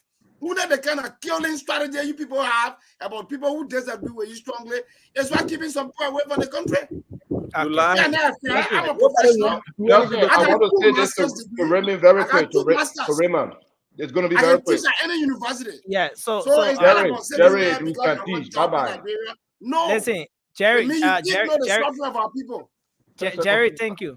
Raymond, I never mentioned this, but you know, I know you work with the late Mambutu Yimpan. May his soul rest in peace. I grew up actually in his yard, so I just wanted to share that I knew him very, very well. Thank you. Yeah. I mean, Raymond, you're looking suspicious. Man. You can post so young. We're not doing that on the show. I want to say thanks to everyone. These are first-time voters who are resolved to rescue our country. No, Ramon looks like a young veteran or male started. Ramon, when they come here to bluff, you're looking for when they come here to bluff, drinking wine and wearing. They make it Why money about drinking Hennessy? Man, looking at to protect my ass. I mean, Martin Philip, I don't even go in my freezer to go get some boy and say that liquor. If finish. You see Looking at to protect. Hold on now. I see you, man. Man. These two things have to protect my ass from them. Jerry, you went in South Korea? Jesus. So how Jerry can really eat a chicken with baby chicken? I want to So listen, George. Listen, George. How Jerry can really eat a chicken with Korean culture food. Korean God, very good food, you know. As soon as the air hatch, they can put injection in the chicken. The chicken kind of beat chicken. That's all you do in that country. Well, guys, I want to say thank you, man. It's been a great show. Thanks to everyone. Gentlemen, my favorite George line was we finna taking over the government and we got the money right now. We finna taking over all their girlfriends. Yeah, what he said. I remember. What he said. He said, platform that he want to do back. What you doing all the way, boy? I'm a married man. No, I'm a married man. I've been married for almost 8 years now, bro. You don't get a permanent key for motel room. Permanent key for motel room. No, man. I'm a decent married man. Let me see you, man. I've been having a family for a very long time. Man, don't kill me, dog. Okay, so folks out there, we want to say thank you. It's been a great show here. Thanks to all of you for making a contribution on the show tonight. Thanks for contributing in the comment section. We appreciate you for that a whole lot. Thanks to you, Raymond. You're always drinking some expensive drinks on the show. My brother be $2, my brother. No, it's not expensive. No. I understand that drink costs $150 USD. Oh, it's $1 some cents. Almost $2. Okay. Now there you go. Councilor Tiawan Gonglo will investigate that. The Linda Councilor. The Linda Councilor will provide. We'll do some serious audit on that and prosecute you if need be. But I want to say thank you, guys. Thanks a whole lot. We appreciate you. And so, folks, that's how we'd like to draw down the curtains on this edition of the program, the Late Night Show on Spoon. Thanks a lot to all of you for your participation. Sorry if you tried calling but didn't make it through the lines. It's usually jam when there is the call-in segment of the program because lots of people across the world are trying to call. But we appreciate the fact that you always make up time to listen to this show. And you can join us for another edition of the program. It's going to be Tuesday morning. Yeah, so tomorrow we're not having a show, or let me say today.